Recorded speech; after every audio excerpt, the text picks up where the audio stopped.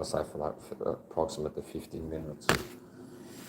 And it looked to me like he was being shadowed by the stream. And I went, did a recording on TikTok. So go live recorded a little bit training. Light short training, clip around 3 minutes or so.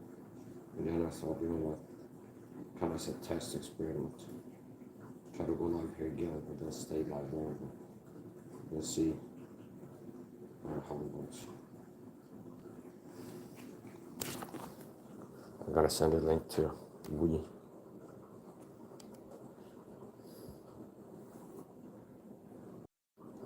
There you go.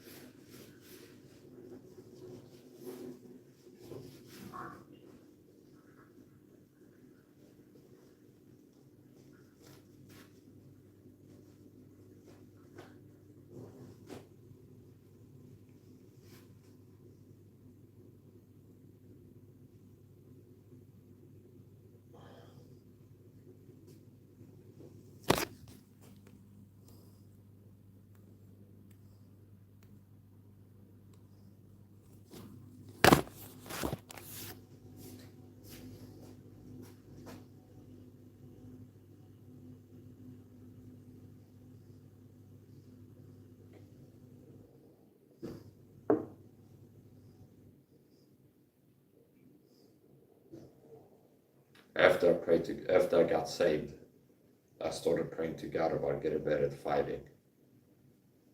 And God has answered that prayer, and I've been getting better at fighting ever since. I got to a point where I'm intermittently extraordinary in ability, like speed, like Neo Matrix. Okay, I know Kung Fu, pray to God, better fighting. I learned fighting, Muay Thai, boxing, and I performed at a level that's on par with professionals, meaning hand speed, certain metrics, certain aspects of fighting, like punching, power, speed, things like this. So I'm able to glorify God with that. After I got saved, I started praying to God to get better at fighting and faster and stronger and fitter and faster, help me stay strong and faster. I've stayed strong and faster, gotten better at fighting since. So let's answer prayer. David said, "Blessed be the Lord, my strength, teach my fingers to fight, my hands to war." The Lord, my strength.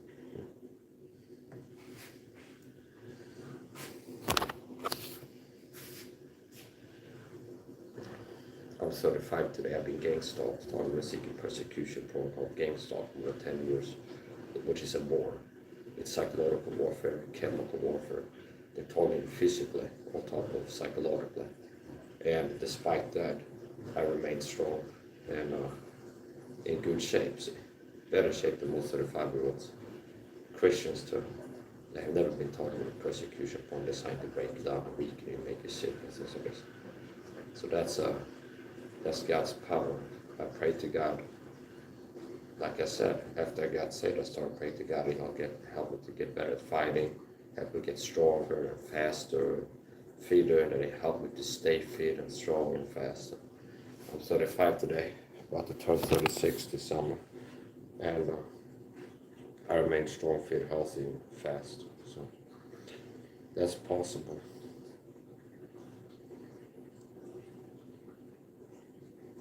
I didn't feel like training today. Sometimes I'm introspective and I go, how do I feel today? I go, I don't feel like training. It's happened a few times. I go, I don't feel like training today.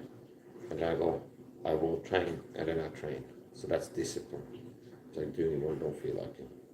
And today I didn't really feel on my A game. I didn't feel really energetic today. I felt a little bit off, but I decided to train anymore. Then I'm going to be doing some light training. Before going live here again, I talked to We Wonderful, another blessing of God, answered prayer. I prayed to God to get wife. I prayed to God to help me find a wife, okay? After many years of living celibate and remaining single. Praying to God, I started praying to God to help me find a wife, a good wife. And that's another answer. I pray that God has blessed me. I pray to God that He'll help me find a good wife material, okay? And somebody would be a good wife for me. And I pray that she would either be a Christian when I meet her, okay? So I'm gonna go look. I pray to God help me find a good wife, and I go looking. And I pray to God that He help me find a woman who's either already a Christian when we meet and start talking, or a woman that's open and receptive enough to the truth and not becoming a Christian after we meet, because you're not supposed to marry unbelievers as a Christian. And God has answered both those prayers. He helped me find a good wife material woman who was open and receptive enough to the truth that I'm getting saved after I preached the gospel to her. She exhibited a real degree of openness unto the truth, and a curiosity, like an interest in things, like hearing about Jesus Christ, the Christian Godhead, the Bible, and things like this. So,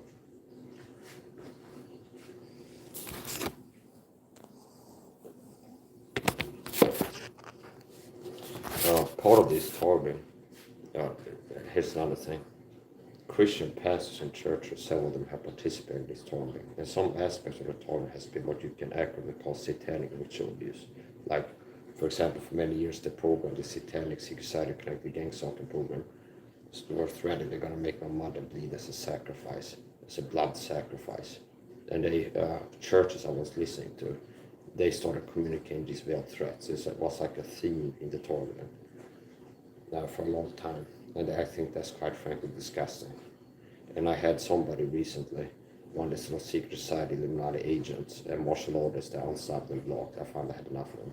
I was keeping an eye on them. There were some red flags, and eventually kind of exposed himself, and he got really extreme with it. Okay. And I unsubbed from him and deleted some posts I've been showing out his stuff. So he was one of these agents sent to mess with me. And Illuminati agent. So they're concerned about the truth getting out. That's why they gotta work to shadow ban me and hide me and censor me and target me in real life. Now here's the point. They cannot win against God, which means if God wants me to reach a certain number of people with certain truth, they can't stop that from happening. If God wants me to stay strong, despite the satanic Illuminati working to weaken me, I can stay strong. So if God wants me to remain energetic, be healed, even if they decide not to, if they decide to run interference, that'll make me sick and weak, I can stay strong, fit, and healthy. So the truth is the truth.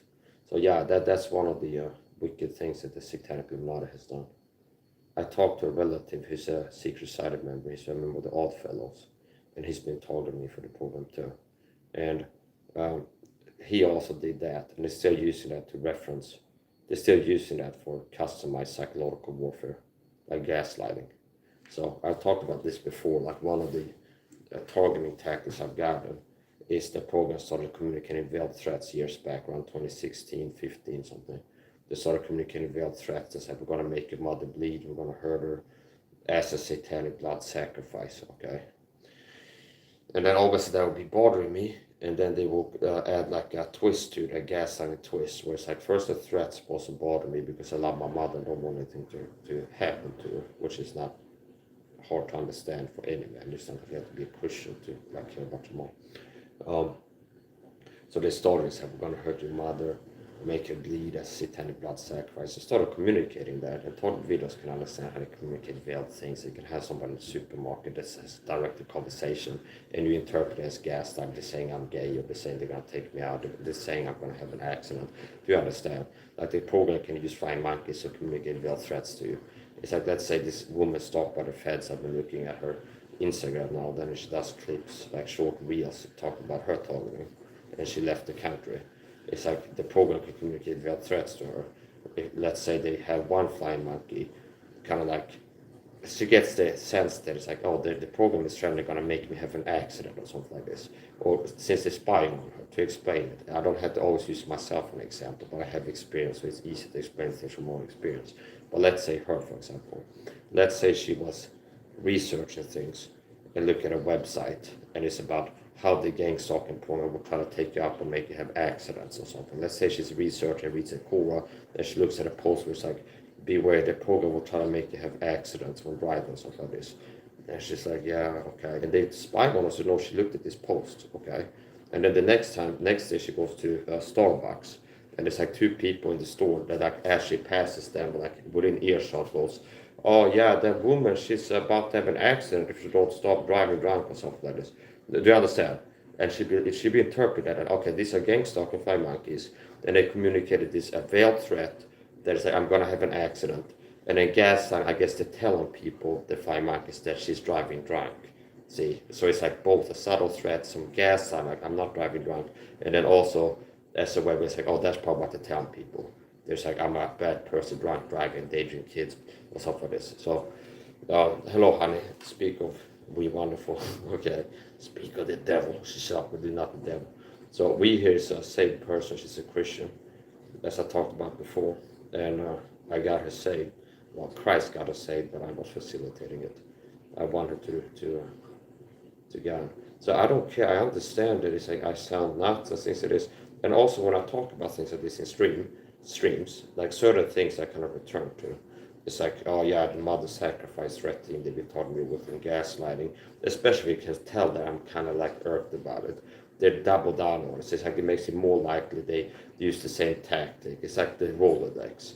It's like if somebody's a TI and they have flying monkeys show up anytime not in public, and they use different like themes. It's like they're a lesbian or something like this. Like, oh, they simply say I'm a lesbian. That's what they're insinuating. And there's a theme, like over time, every time this person goes to the store, a female TI, they have somebody talk about somebody being a lesbian there. And after a while, she's like, oh, the program is communicating to me via flying monkeys, some gaslighting thing that I'm a lesbian, okay? And if it like irks the person, like I'm sick and tired of this, I'm not a lesbian, I'm a Christian, I'm straight, okay? Now it's like, oh, that triggers it. That got them mad. These are all the different things we've been trying last month to get to them. This is like getting them mad. Double down on that, like all over Red Sea. Okay, now, anyway, here's the point. So yeah, that's one of the ways they've gotten Christian pastors' ministries. So that's kind of damning that I can truthfully say this, and God knows I'm not being a false witness or being a false accuser, that naming certain people too. But in general, like Christian ministry that have participated in satanic ritual abuse of a Christian, including drawing blood after pastors have communicated threats that a loved one is going to be made to bleed as a satanic blood sacrifice. Okay, and that's what they're a part of. I love you too, honey. So, Dula Bible Church is one of these churches. Brandon Holt House is another one, and Rafiq Orno. These are some of the ministries. Okay, so if I was a Muslim and I was like a guy who subscribes to other Muslim YouTube channels, they get to the imam, okay, at least one of them, they're subscribed to be like, hey, stop working this and this. I'll be told and watching the Islamic equivalent to sermon, I guess. Okay, so it doesn't matter. Like if you're a Muslim, atheist, a Christian, a TI, it's like who you're listening to, they will work to get to them so they can talk them through these people. And that is both what's called religious abuse and satanic ritual abuse. Because if you're a Christian pastor and a Christian who's persecuted by the satanic Illuminati, subscribe to your channel, and your job for God is to like support them. Okay, like, any Christians listen to you, you're supposed to be like healing, edifying, and helpful to them. Not like some Christians listen to you. Your job is like try to destroy them and hurt them. Okay, so and what you're doing is communicating veiled threats to these people that they be like tormented by for months and months, that the satanic Illuminati are threatening they're going to make the Christian man's mother bleed as a blood sacrifice. Okay, that's satanic ritual abuse. That's like that's satanic ritual abuse. We're going to murder your mother or make her bleed, hurt her and or murder her, make her bleed as a satanic blood sacrifice, as a threatening theme they used on me. Now, if you're communicating that, you're part of satanic ritual abuse of a Christian, especially when they made good on the threats and caused my mother to bleed. Okay. Part of the targeting, not only have I been targeted physically in different ways, but people around me, okay? So after the program had been communicated, this veiled threat to me for a long time, they're going to hurt my mom, make my mother bleed, and things like this. they actually made good on it because my mom went abroad on a vacation. She went to like a beauty salon. She's got diabetes, which means she has bad circulation to her legs, and it's important for her to take care of her legs, her feet. So she goes to like pedicure, manicure, whatever the word is, where they take care of your feet and like kind of like scrub down the skin and things like this. And she's like, "Oh, Mike," I talked to her. She's like, "Oh, something happened. It could be serious, but don't worry too much." It's like I went to a beauty salon. They would work on my feet, and as they were shaving like skin on my foot, they slipped with the scalpel, and I got a cut there. And foot injuries and diabetes can lead to amputations or be fatal. Okay, see. Now this is after they've been threatening me for a long time. They're gonna make my mom bleed a satanic blood sacrifice. Okay, and I've had similar things too. Torso Cirception received purpose incorrect treatment on purpose. So this is something I talk about. Like if somebody's a TI and they want to talk to their friend or loved one and try to help them understand gang stalking, it can be helpful to reference the Cirception program or show them the article on Wikipedia about Cirception, which is a past government program in the West. And this program is very similar to that. It's reminiscent of that, meaning people smear campaigns, government level smear campaigns, falsified evidence, gaslighting, working to destabilize a person, work to get them fired from the job, targeting finances, recruiting fine monkeys to mess with you, spying on you. And one part of the website is like torture to receive purposely incorrect medical treatment, which means they go to a hospital, maybe they got prescribed the wrong drug on purpose or something like this. I had an experience. I went to a dental clinic and the dentist poked a hole in my tooth with a dental pick, dental explorer, meaning, and it looked to me like she was trying to, like she focused on a certain tooth and started pushing on it with this dental pick, this sharp hook, and she pressed harder and harder and harder until it breached the tooth, and I had like pain, like ow, like this, okay. And then when I left the dental clinic, there was a dead rat placed outside of the gate. So it's like, so like everything, it looked to me like this was the program, and like they wanted me to know. There was also some directed speech between the dentist and their assistant in the chair, in the dental chair. Okay, like first I can explain it to you. Before this, I had been avoiding going to a dentist because just for this reason that I'm expected to be targeted. I know there's a risk to be targeted going to a hospital or like medical facilities. So I have been like talking out loud. I'd always listen to either think it loud, talk it loud, or like writing it to someone or talking to the phone or somebody. But it's like it's something that they had awareness on. Like what could they do? It's like kind of game plan it out. It's like if they try to hurt me, the dentist, I think that they might. What could they do? Well, I guess they could like if they're extracting your tooth, put some some kind of lead pellets, and then stitch me back up, set some lead pellet under my gums, and leave it there so I'll be slowly poisoned or something like this. Okay, and then when I'm in the dental chair, like she goes like, pellets, so see, to her assistant, kind of like a trigger word. So I'm supposed to be like, God damn it, the dentist is in on it. Okay, in the middle of it. So that's the point. Yeah, that's one of the ways I've been targeted, ways like they communicated veiled threats. And the Bible Church has done that, Rafi going on. And I don't care if they were told lies, okay? But it's like what they're doing is what they're doing. You don't judge people's intentions, really, as much as the effects of what they're doing, okay? So, I mean, if somebody told me, hey, Mike, my friend owns the ICA supermarket in your city, and they told me I can like go and just get something off the shelves without paying, and I got a line of credit. So could you go in there and pick some stuff off the shelf and then bring it to me? And I go, yeah, sure, okay. And then it's like the cops come arrest me for shoplifting. But the guy told me, it's like, well, you still committed the act of stealing. So it might be like, well, it might be an ameliorating circumstance if somebody lied to you and you weren't thinking you're going to steal, you think you help somebody else, but you still committed a crime, see, the crime of theft, see.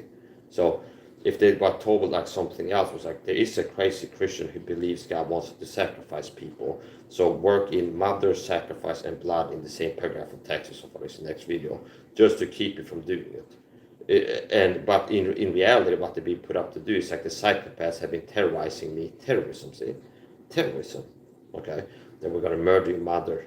We're going to hurt and make her bleed as a blood sacrifice. So what they've been put up to do, using certain trigger words and themes, is supposed to end user. I'm supposed to interpret it. Oh, here's another person communicating this real threat to me that's going to make my mother bleed as a blood sacrifice. So it's quite frankly disgusting. Rafi Kono has done that. The Bible has done that. And I've spoken the truth, it makes them more guilty because they never haven't lifted a finger. They've kept targeting me. If I go to see them again, they're still doing it. So especially when I give my side of the story, see, it makes them more guilty. Like they might be like, we're doing God a service by working to help with this murder program, talking about Christian persecution. We're doing God a service. This is good for the greater good, keep a society safe from bad guys. Okay, it's like if I give my side of the story, it makes you more guilty. Okay, because it's like the person, the target, has to be speaking the truth, and God knows that. Like they use smear. I'm a target. Here's a church that target me. They use smear campaign lies to get people to target me. Here's my side of the story. Here's some things that have been used. So that makes them more guilty. Okay, but because they don't stop and they don't do anything to kind of do repetitions of this. I'm not surprised that my prediction was right. Tom Segal is going to have some serious health problem in 5 years, because I've been looking at what they sow, so I know what they're going to reap, and I know the scriptures well enough. Be not deceived, God has not marked what some man sowed, they will also reap. My brethren, be not many masters, so that we should receive the greater condemnation. But if ye be without chastisement, then are ye bastards, not sons. For whom the Lord loveth, he chasteneth, and scourgeth every son whom he receives. See, these verses together tell me, like a pastor, see that participate, if they're a real Christian pastor, not a wolf, like a full-on wolf, as sheep's called it, like a lost person being a pastor, but like a saved person act like a wolf. Okay. Now, that tells me what the Bible teaches. They will reap what they sow. Okay. They will reap what they sow. So that's part of the target I've been getting, and it's quite frankly disgusting. Good night, honey. Love you. I love you too, babe. So that's one of the things, okay. And I'm not weak, okay. So it's like I don't. It's like okay. And they try to. This is how to say. I can tell when I talk about this. Like they think that it's like I'm super. Sometimes I get the sense, or it's like I subscribe to the channel, and they get told to use the word blood. And like, what do you expect? Like I'm like, I gotta cry when I see it or something like this. No, it's gonna make me mad. Like if I will call Andrew Taylor for saying gonna murder his mother or his wife, I would expect him to be mad and like really upset about it, especially if it's something that keeps happening day by day for months and months and months, and then something is done to literally hurt the person to make good on the threats. Yeah, that's gonna make you mad. Okay. Like if I would tell I'm gonna stab your mother and you believe I had the power to make it happen because she lives next door neighbors with me or something like this, I'd be like, that would be irking you, okay? See? So that's the level of wickedness that they do, okay?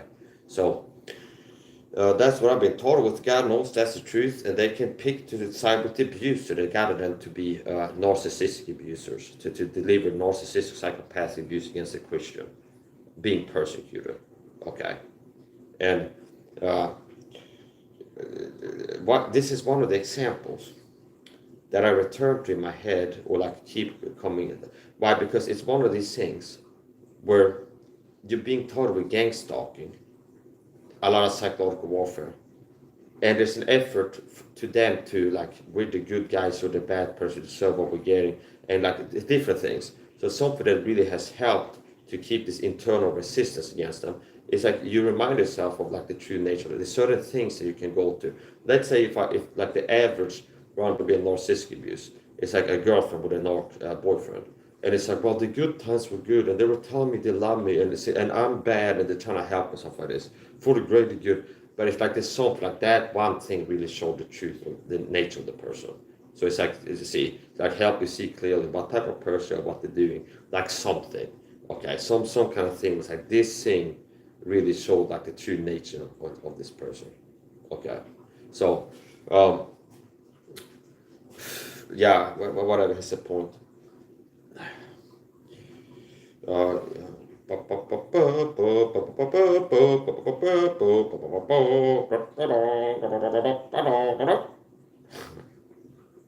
Yeah, so yeah, that's something that has happened. And gang stalking, like I told you, one of the things that can, and I would say more likely will happen to a TI, is system targeting if you seek help from a psychologist.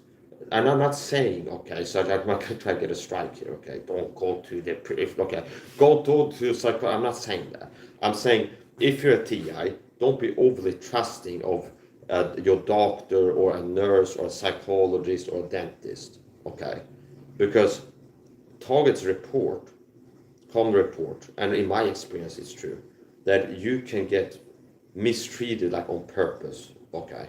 So this is why I've been avoiding going to hospital. I feel like there's like a clear need for it, okay? Because it's like I know I'm expecting that they can do something to hurt me. And that's one of the things I was thinking about when I had a tooth infection and I was postponing it. And like people normally like, Mike, you gotta go to the dentist. And I'm like, I'm waiting it out. And like, it's like, okay, as long as possible, kind of. Now that's bad, okay? Because a tooth infection is bad for health. So I needed to get like molar extractions. I had like, it was like black in the middle, okay? So here's the point. And eventually I'm like, okay, I'm gonna have to go to the dentist, get an extraction, okay? And before that I was drinking vodka, use as mouthwash, and I'm in pain and things like this. So it's like that's what gave me to stop drinking again actually. I had been a teetotal like I am back to being now for many years as a Christian. And like I was like one of these like vintage old school Christians, it's the devil's, you understand? I had this like Satan was drink alcohol, it's like I hate it, understand? Like possibly too much, like it's so bad, okay? So for many years I had this like not even a light beer, okay? I wouldn't drink alcohol. The tooth infection is then I started drinking, buying vodka again, like buying alcohol. So it's a tooth infection, got me to start buying alcohol, drink it for the pain, and also use it as a mouthwash to deal with the bacteria. Okay. And then after that got sorted out, it's like I kept drinking now close to 3 months now without drinking. If I know exactly, like, well, look, I made a YouTube post, like starting like my sober life kind of. So I think it's close to 3 months. Okay. Not a drop of alcohol, and I'm intended to keep it. So that was actually my mom, who's a Christian. So another thing I thank God for is that I have a few Christians that I know in real life that makes a big difference. I'm not a part of a church. Strangers that are Christians, like churches, they will start targeting me. Like even if they like mostly doctor correct, I saw this the YouTube channel, they will start persecuting me for the satanic deep state. Okay, so there are a few people that I have in my life, like my we wonderful here, my mom, and also Edward the trash talker is a person I don't know in real life, but somebody that I count as a friend, more or less. And he is a brother, no matter how I count him. Okay, so I have 1, 2, 3, 4 people in my life that are Christians, okay, and are not agents targeting me. There were a few times where Edward sent up red flags that looked like he might be targeting me, and dealing with this stuff, you get sensitive and sometimes hypersensitive. There's false positives, okay? Like you have to be rational. Due to the targeting, the nature of the targeting tactics, how it will affect you over time, you're gonna have some false positives now, right? Okay. Like let's say, like if this Stalked by the Feds, Tia woman on Instagram, you can check her out, Stalked by the Feds. Let's say the program has been used like as a theme, a certain word like lesbian around her to harass her. It's been like a theme that it's like to get people she's watching on YouTube or in the real life to use the word lesbian. It's like gaslighting, you're a lesbian. That's what we're telling people to target or something like this. And then she's like, I make a video at Stalked by the Feds, okay? And she watches and it's like, oh yeah, some people are here lesbians, stuff like this. And I'm a Christian, so I talk about this topic sometimes. She's like, oh, okay, he's one of these people who's talking me. He got told by his fucking handler to say lesbian in the video, okay? And then it could be like, I actually wasn't trying to do that. So, since they work to sensitize to certain stimuli and trigger words, auditory visual stimuli, like symbols, numbers, colors, things like this, it's like, and this is also, with time, there'll be less false positives in my experience. With healing and time, when I used to have raging, literally and figuratively, PTSD, there'll be more false positives, okay? And with healing and calming down, and being like less hours of hyper-realization, like high cortisol and fight mode activation per day, per week, per month. There's been less false positives. So years back when I was less healed and more weakened and affected by the targeting, there'd be more false positives. Okay, we were happy, like, God damn it, they got, like, you will feel like, okay.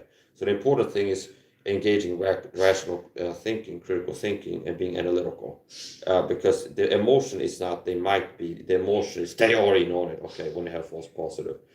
see, the feeling feels certain. They don't have to engage rational thinking and analyzing things like this. So it's not like a thinking technique that reduces the false positive as much as healing and being less reactive, emotional, and less volatile, and not being like locked into fight-flight mode and like hypervigilance, which that is say, okay, where it's like your brain will be like this is something that's, and somebody talking. Anyways, the point. I'm not trying to help the program to be like, yeah, he's paranoid. That's not what I'm saying. I'm saying if you get targeted sadly many times, there will be now and then a false positive where somebody, let's say they'll be using the skull as a theme on me to communicate a real threat, gonna murder me, blah, blah. And then this is like a pad I subscribe to the YouTuber, somebody who's an agent and influencer for the Illuminati. He gets told next video to wear a skull t-shirt, okay? Or upload a short with a skulls on and stuff like this. It's gonna happen out of that. And like, it's true that it is a tactic to target you. Like you go out, smoke on the back, or they send a neighbor out at the same time it takes a perp to walk the dog, and you look and they got like a cap with a skull on it. It's gonna happen out then that you see somebody post something and it's got like the skull, but they're not doing it because somebody put them out to do it. Okay, so that would be a false positive. See, there'll be a false positive. Okay, so anyway, here's the point.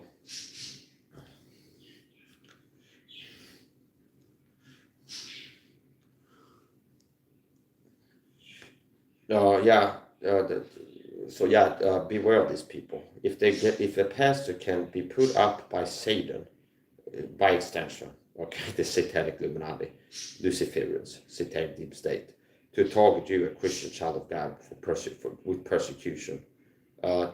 Since there's no good reason, that's why I can warn people with confidence about this. Do Bible church, where I think on, because since there's no good reason to participate in the targeting. See, and I'm targeted, and there's no good reason. There's no like legit reason you can end up being a Christian being targeted like this by pastors and ministries. That means that if they can get them to do this for a bad reason to me, they could get them to do it for a bad reason to somebody else. See, so if people can do things that are unjustified and be in that way, from that alone, you can know they're not really trusted. So I had one of them recently. And here's another thing. There's been a secret society member who's been active in my life and relatives as a child. And looking back in hindsight, looks like they're trying to groom me to be part of the elite or like Mason or something, like to be kind of control what direction I go to. Okay. And he had the same relationship as my uncle. He ended up working for AstraZeneca. Okay, I actually saw somebody post something on Facebook, Fritz Springmeier. There is like, yeah, the elite families, sometimes they have some kind of connection to the big pharma industry. They'll get a job somehow for the pharmacological company, stuff like this. Now, here's the point. So basically, when I grew up, me and my sister would go to this Oddfellow secret society member, which is like a sister group to the Freemasons. And I wrote a research about this, Fritz Springmeier. And it's like, hey, I'm just curious, can you tell me about the Oddfellows? It's like, well, it's pretty much like a sister group to the Masons. And some people, after they've been like going through the ranks of Masonry, then they also join the Oddfellows after that. It's kind of like some people start being Masons and then they go to being an Oddfellow, something like this. It's like a sister organization. So, interesting enough, it says on Chuck Langberg's website about Gangstalking that secret societies are connected to this. Okay, so there are aspects of like satanic weirdness in my targeting. And interesting enough, this persecution is happening to whom? By satanic secret societies. A Christian, okay? And the target started after becoming a Christian. Now, don't get me wrong, there are people that are not Christians that are targeted. But to use logic here, it's even being a fake Christian, for people that are fake Christians, obviously it makes you more likely to get targeted, okay? Why? Because if you're a Christian, now you just even a fake Christian, they start reading the Bible, what's right and wrong, okay? They're more likely to care about like deception. They're more likely to be open to the fact there are satanic forces in this world because they read the Bible, okay? And they're more likely to be like, take a stand for the truth. If they know something, they're more likely to dare to speak up because I'm going to hell when I die. So you're more likely to end up learning things, more likely to end up taking a stand for things you learn if you're a Christian, even a fake one, okay? Because I started to this prayer, I'm going to heaven, okay? And it's like, I learned my grandfather's a Mason or something like this. Just try to control me. I'm going to make a video about it. Okay, see? And it's like, damn, we're gonna kill him. I believe God can keep me alive, and if I die, I go to heaven. So see, notice how that can make it more problematic, even being a fake Christian. They're more likely to end up being persecuted with this program. So with me, it's I'm a real Christian. So anyways, the point. Before I was afflicted, I went astray. Before I began to be persecuted, I was converted. Time of events, chronological order. See, time of events, analytical, chronological order. What happened before I was started? Well, one major change in my life and me was becoming a Christian. Okay. So anyways, the point. Like for example, I can give you some examples that look like in hindsight, like subtle attempts to like groom me and be possibly like work towards getting me to be not the pedophilic grooming, but like grooming to kind of become a part of the hierarchy, maybe try to be a Mason or something. I don't know. But I can try to control you basically. I learned that he was a Freemason. So it's like going to his summer house or visiting him with my sister sometimes. He'll be like, oh yeah, kind of to test the waters, I guess. But yeah, I'm a odd fellows. It's like what's that? It's like a club, and it's like gentlemen that's like smoke cigars and have a glass of whiskey and talk together, kind of like a gentleman's club.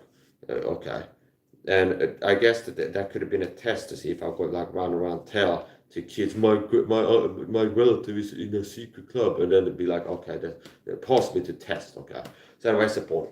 Later on, this guy took me to a movie, like Röda Vita Rosen, the Red and White Rose, which is like a movie about some kind of a kids like scout groups, and they had like the Red Rose Society, White Rose Society, something like that.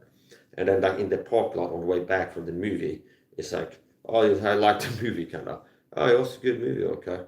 Yeah, it's about like secret clubs, and if someone is part of a secret club, little Timmy, it's important to be able to keep secrets. See, so these type of things, understand. He also bought me things that I learned in hindsight.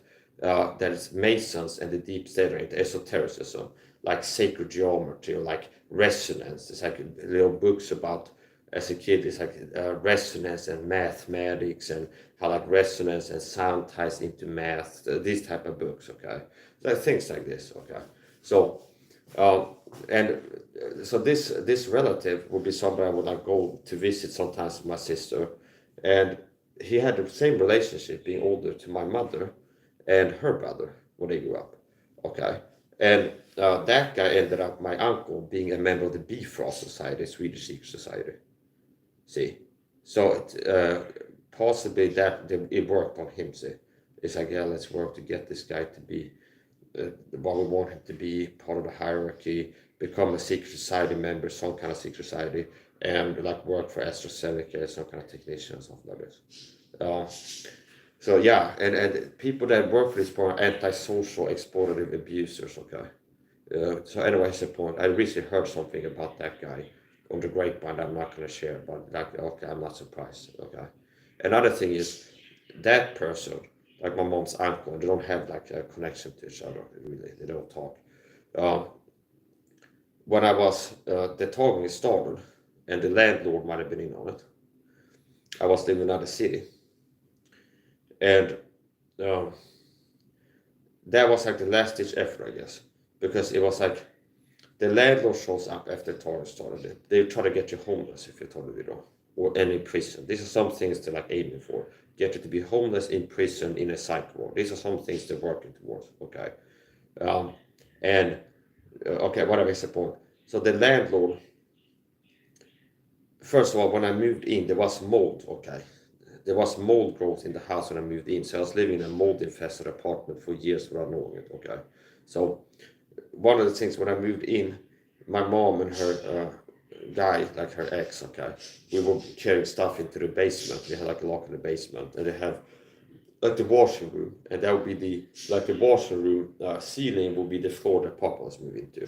And then her guy, he knows about stuff like a handyman. It's like there's a stain there. It could be mold, water damage, something like this. Maybe you should check it out. And I went up and said, look at the floor. It looks normal to me. So that's an indication that water from the shower has been like leaking through and getting into the concrete cement. And okay, so anyways, the point. After a while, my landlord, who was like a landlord from hell. Here's another little thing. When I moved in, the woman who was in the process of moving out was like painting the walls. And she's like, warned me about the landlord like this. Okay. It's like, just wait and see. Okay. This guy. Okay. So it's possible that he was part of it. Okay. And eventually he shows up with, and it's a smear campaign too, where he puts, allegedly, he goes around and puts, now after this, like he tries to evict me and things like this, and put the blame on me, Darvo, for the mold problem. And like, oh, you're getting evicted because there's mold going here that I've been damaged by because his actions. So it's like, blame me for that. And he prints out flyers and goes in this little community, puts it in other people in the neighbor's mailbox saying I'm a drug addict and this and that. Like literally in the writing, okay? Like this guy's a drug addict and crazy and other things like this. And like putting it in other people's neighborhoods. And by a person, like I think I asked my mom to talk to him. It's like, are you sure you can prove this? If not, it's slander defamation. You could get in trouble for that. Förtal ärekränkning. So I use those words because I know some legal words in Swedish. So I'm like, are you sure that could you prove this, what you've been saying about me in writing? If not, this might be a matter of like slander, defamation, libel, whatever the technical term would be. And after that, it's like, all right, okay, I won't pursue like you having to pay for this reparations or something like this. And it's like just going in merry way and we part ways, okay? So I wouldn't be surprised that was like a gangstalking landlord that kind of herded me. Part of how the Illuminati can control people is like they can literally, like, especially for the videos, control where you get a job, control where you end up living. So I wouldn't be surprised if they like herded me. They're like, Mike is looking for an apartment. This landlord, we want him to live in this place, okay, having this landlord. So Mike has a kind of need to quickly get an apartment, moving out from his mom's house. So let's make this landlord be like open up first, see where they wanted to live. But okay, you can go see it and live here. And then other places like a normal waiting time. So I support. So yeah, this odd fellow things I remember. So during this time, I told about this before, how they were targeting me with, they started with this, while still living in this city. I lived in this city around 8 years, okay. I don't know exactly how long, maybe 2014 I moved to the city. 2014, 15, something. And they started using this theme, the psychological warfare. So they started using this like threats against my mother's psychological warfare theme. Okay, I've also had other loved ones hurt, and I believe that's the program. Okay, I've gotten threats from loved ones for by bad things happen to loved ones. Okay, so I'm gonna leave it there. But I with my mom there, I'm gonna talk about that. So here's the thing. They started at some point in time like communicating veiled threats. We're gonna hurt your mother, make her bleed as a satanic blood sacrifice, and it can sound crazy. Oh, Mark, so it's like it's not that it's gonna be in a video. Hey, the ad read today. It's like we're gonna murder mother, satanic blood sacrifice, Mike, for the Masons or stuff like this. Okay, and they'd be like, see, I told you so. Obviously not like that. Okay, so you'd be like over time how they're using the flying monkeys in your life when you go outside to use certain words, somebody leaving a comment on a YouTube channel, they can get the message across to you. Like, here's a new thing that they're saying about me. It could be like they start out like gaslighting, you're saying, Mike, you're gay or something like this. Once they've like gotten used different flying monkeys online real life to get to subtly, they had to be subtle. But it's like to get the message, you get, oh, the program is saying that I'm gay now, okay? It's like gaslighting. Now it can be enough, you go to the supermarket and there's somebody in there that you can tell that they're an agent, either because you've seen them before, they're flying monkeys. It's one of these people that have gone where you are rarely, frequently, okay? Or there's something else, like they're wearing certain clothes or doing something that the program gets people to do around a lot of times. So it's like, it's a flying monkey. And then it go like, oh, that person is gay. Now that could be as the same thing as you like will interpret that as, oh, they're saying I'm gay, gaslighting. Just using the word gay while being somebody that you know is a flying monkey. Because they have previously gotten across to, like Mike was saying, you're gay. That's part of the smear campaign. We used to get Christians to involved in this, and it's also something you gaslight you with because it's kind of borders. I'm a Christian. I care about sexual purity and stuff like this. No, you're gay. Okay, stuff like this. So they can be very subtle. So yeah, talk a little bit more about that. Yeah, so they got to. They started this thing where it's like they start threatening, gonna hurt my mother. Okay, make her bleed, and as a satanic blood sacrifice. It's like blood sacrifice. I call it like the mother blood sacrifice murder threat theme or something. Okay, it's like filed under that. And like previously, receive punches from the program, kind of like different techniques. It's like it's the old leg capture, okay, or something like this. Okay, so it's like the mother sacrifice, blood sacrifice, murder, threat theme. Okay, and so the why is the point? Okay, so here's the thing, and obviously it's like that bothers me, okay, because you got to a point where I'm not a coward, I have courage, you know that, like physical and more courage. So it stops kind of working with like threats against me, and they're going for effect to destroy somebody. So it's like, well, they eventually start threatening they're gonna hurt my mom and make her bleed as a type of, and then they just put a gaslighting spin on it with a twist, okay, like it's a gaslighting. So first of all, it's something that's like supposed to be harmful. PTSD, CPTSD, waiting for the other shoe to drop effect. Threading is you like constantly, if you start calming down, like they keep working to remind you, like waiting for the phone call that your mother got in a car accident or died somehow, understand? So that it's PTSD, CPTSD maintenance formation, where it's like waiting for the other shoe to drop. That's I've analyzed it because I studied psychology. So it's like that's what they're going for, okay? It's like the other shoe to drop one of these days. I gotta get a call. She's in the hospital, got a car accident or something like this. Then I keep threatening. Then if I kind of like relax and just keep threatening him again, eventually after like milking as much trauma from this as possible with like threats, and getting me hurt by that and more sensitive to this, they make something happen where they make him bleed as they threaten. Now, it's a point. Before they made something happen, made him bleed. On top of the threat, they also put gas, and it's your fault. You want us to do it. See? It's like, we're going to hurt your mother as a blood cell, and you want us to do it. You want to sacrifice your mother. That's gaslighting. And I'm like, no, I don't. So it's supposed to be like to the trauma cocktail, maximum like harm from this tactic. It's supposed to be like first like worrying about something's gonna happen, it happens, and then on top of that they want you to try to blame yourself because it happened. So it's like we're gonna murder your mother, make them hurt, or make her bleed, hurt her physically as a type of sacrifice, and then they gas us, and you want us to do it. And this tactic had me like in a tailspin for a long time, like years back. And for a while, I was going through a program until you realize, like, stop talking sensitive to the narcissist, this narcissistic abuse. They're just going to they don't care about the truth. It's like they just care for saying what they need to say to make you feel a certain way or to make themselves not appear guilty. So for a while, they were doing this thing where it's like they communicate this, like, again, we're going to make your mother bleed, hurt her, and they see that, and I wanted to do. So it'd be like, you want us to, you want to sacrifice your mother or something like this. And like after that, I like kind of come home from the supermarket and they have like communicated with flying man, like remind me, it's like we're saying we're gonna hurt your mother and you want us to do this kind of thing.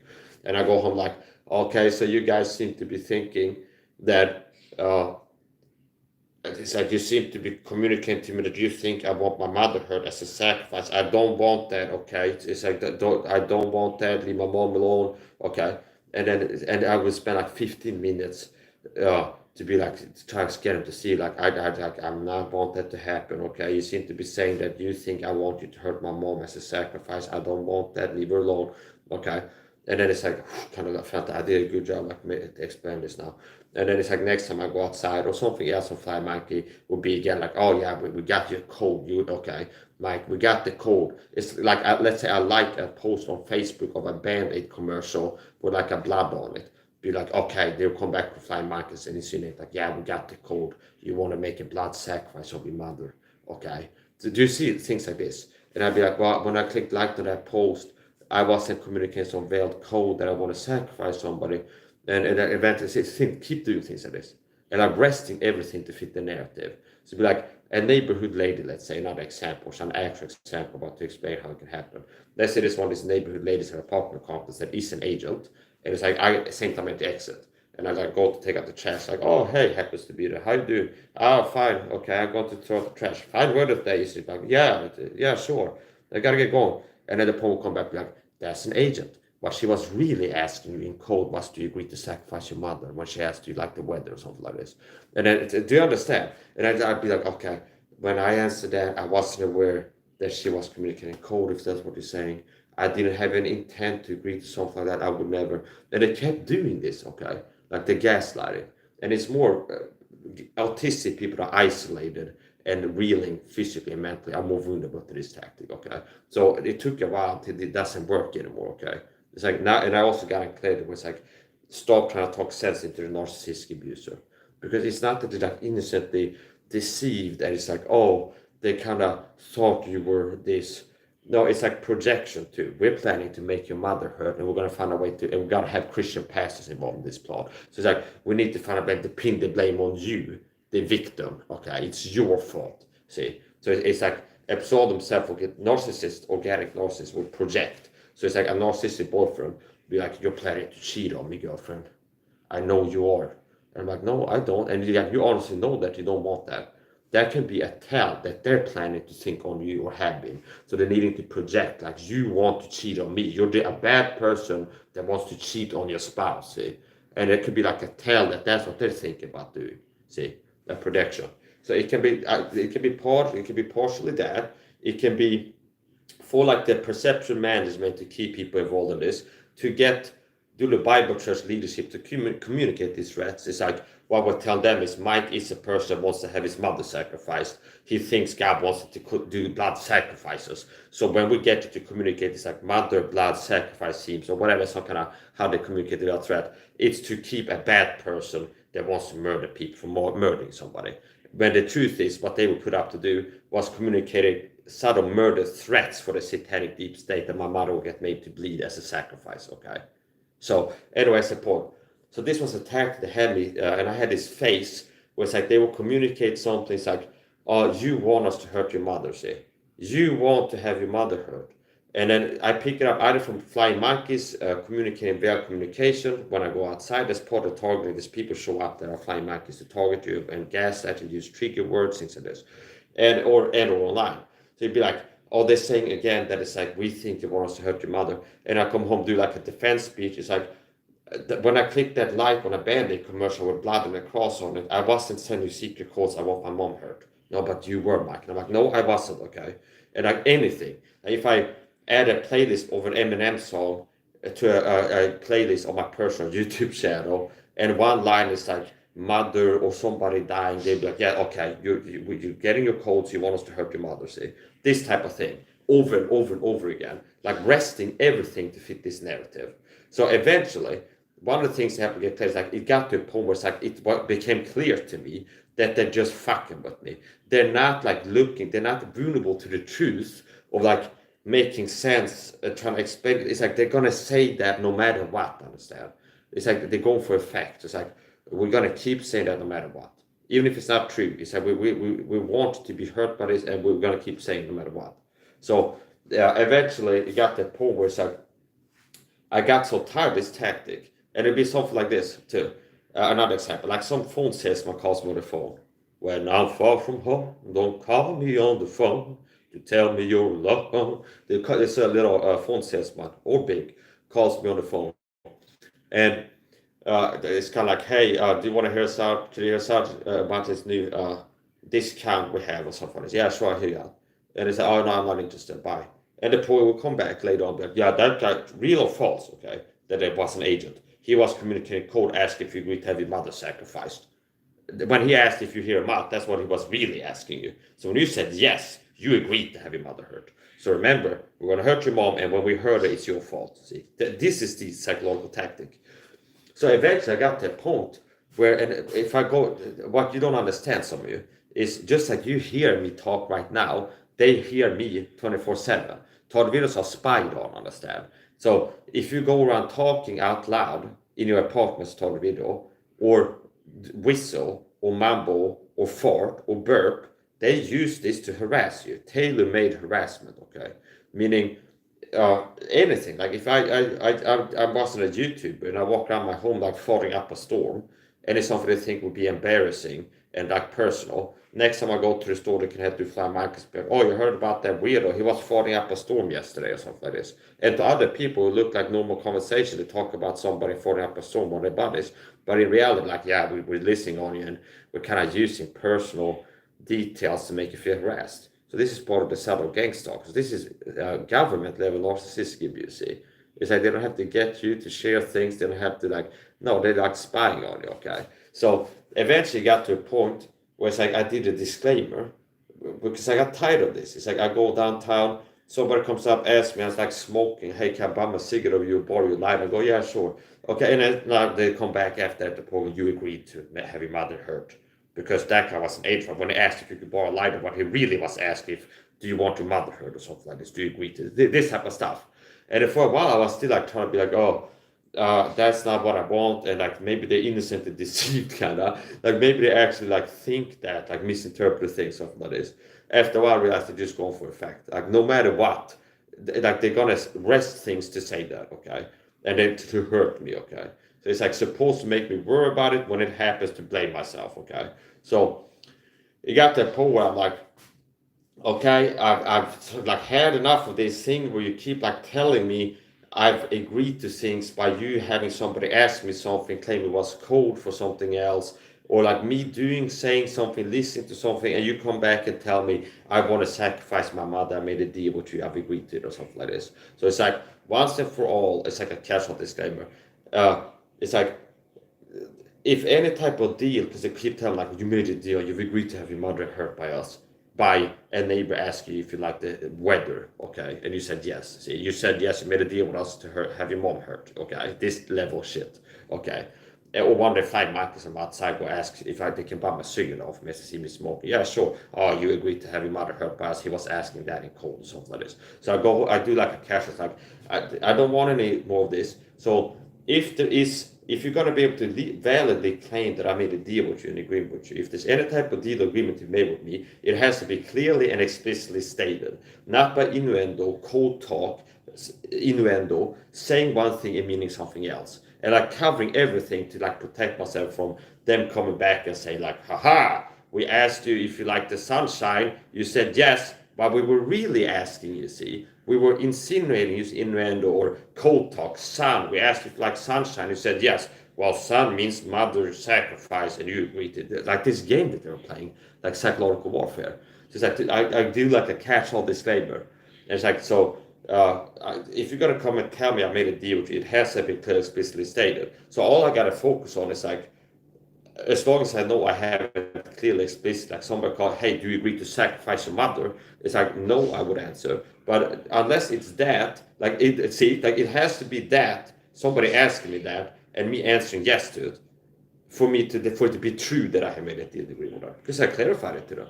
I'm tired of this tactic you're doing, claiming I made agreements with you and deals. So it's like, unless this happens, like for you to be able to claim that I made a deal with you, it has to be clearly explicitly stated. Which means if you're going to claim that I've agreed to have my mother sacrificed, it would have to be that somebody calls and asks me, or one in Fly Market's like, do you agree, Michael, to have your mother sacrificed? And then answer yes to that. And unless that happens, that's clearly and explicitly stated, see, they cannot come and tell me I made a deal with them. So I kind of protect myself from this, like, you know, the neighborhood lady that asked you if you like the sunshine, the summer, and you said yes, they were really asking, do you agree to have your mother hurt? It's like, well, what did I say in the disclaimer? If you're going to come claim that I've made a deal with you, it has to be clearly explicitly stated. Not by innuendo, cold talk, insinuation, saying one thing meaning something else. Well, they asked if for a lighter, you bought a lighter to them, what they were really asking, see? Or they were saying cigarette, but they meant mother sacrifice. So I've covered like all these angles, okay?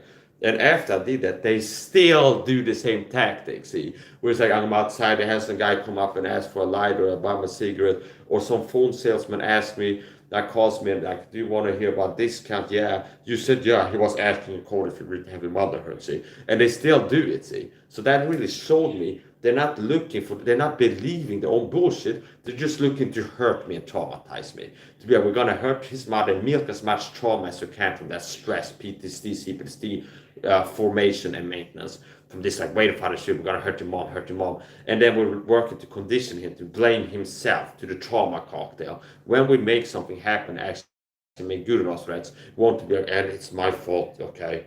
Like they've been telling me, like brainwashing, gaslighting. It's like, oh, I shouldn't have answered that question to the neighbor lady that said, do you like the sunshine?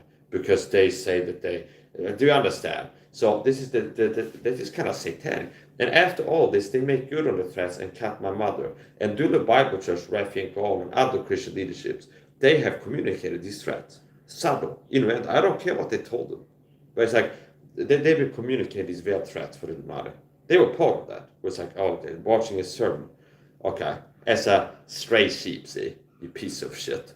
It's like a pastor's job is to edify the body of Christ. I'm a persecuted stray sheep, okay? And I like show up and they start abusing me for the wolves. A group of predators, see, wolves. See, a group of people predating, preying on a lone, isolated Christian. And you as a pastor start helping with it. Okay, so that's kind of disgusting, and God will hold them to account for that. So what I hit the point. Yeah, I get confused sometimes with people and cars. Yeah, I get confused sometimes. People and cars. See, I get confused sometimes with people and cars. Want to do Bible church leadership because that's one of the things they used to. I talked to someone on the phone that we're gonna get a new car or something like this, and all right, okay, whatever, okay, whatever. And then after that, I said, yeah, when that person talked about to get a new car, they were meaning sacrifice your mother, is what we're saying. And do the Bible church recently used this. Still, was like remind him of that thing that we were saying to him. That's like I talk on the phone to somebody, the secret side members talk about. We were thinking about getting a new car and like run the old one to the ground, like let it fall off the wheels, like run it until it's broken, then we get a new car. I'm like, okay, all right, yeah, I don't have a car, I go by foot or something. It's small talk. And it's like, oh, when he was saying that, he was talking about your mother. So you agreed to have your mother hurt. I get confused sometimes with people in cars, see? And that's supposed to be like, yeah, they're saying it's my fault they hurt my mother. And I agreed to it, I wanted to help, and things like this. A lot of subtle things like that. What is it, Tom Kukusa, Randy said, one of them was like, yeah, I get confused about people because it's very small things. Because it's like they have used these little narratives, things like this. So, yeah, whatever his support.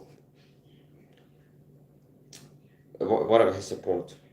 And that Secret Society member, he calls me, and I talk to him on the phone when I'm here. And they know that this is a tactic that is like, has worked on me. And it did cut my mother, make her bleed. That's what I believe. I believe they got to the person working the beauty salon, bribed her, got them to cut my mother in the foot. Because that's like the threat thing. We're going to make your mother bleed, hurt her, make her bleed. Sacrifice, it's your fault. You do this. And I kind of stopped caring. So it's like, they keep like, Mark, you've agreed to sacrifice your mother. We want to, like the old times where this would be really hurting you significantly. Okay? It's like, yeah, it doesn't have an effect anymore. It pisses me off, but it's not like I spent 60 minutes after Flying Monkey reminds me of this thing to be like, that's not the truth. I would never, it's like, don't misinterpret. I'd stop doing that, okay? It's like, I've said what I said, yeah, I did, okay.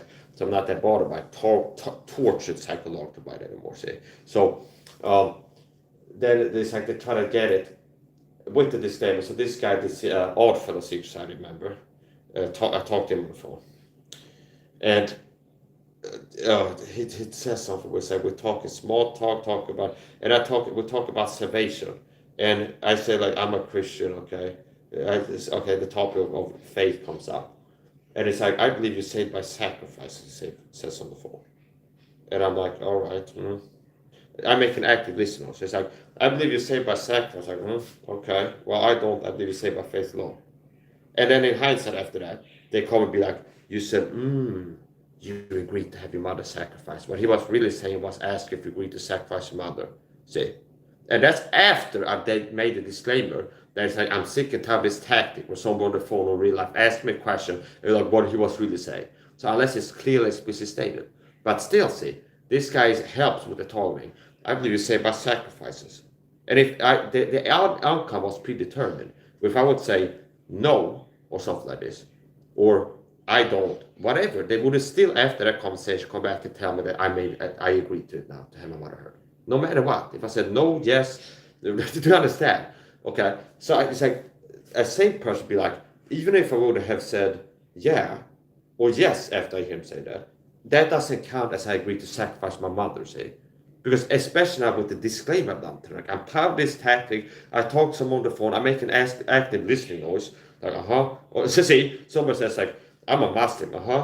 Oh, you're a Muslim now. Okay, you said or something. See, so it's like after the disclaimer, they still do it. So this guy, I talked to him on the phone. It's like I believe you say about sacrifice. We talk about this and that and the sunshine and the hobbies. And I talk about supplements. I talk about I'm a Christian. What do you do in the daytime? Well, take supplements, read the Bible sometimes. Okay, so I spoke. It's like, I believe you're saved by sacrifice, it says. And I'm like, all right, I don't, see.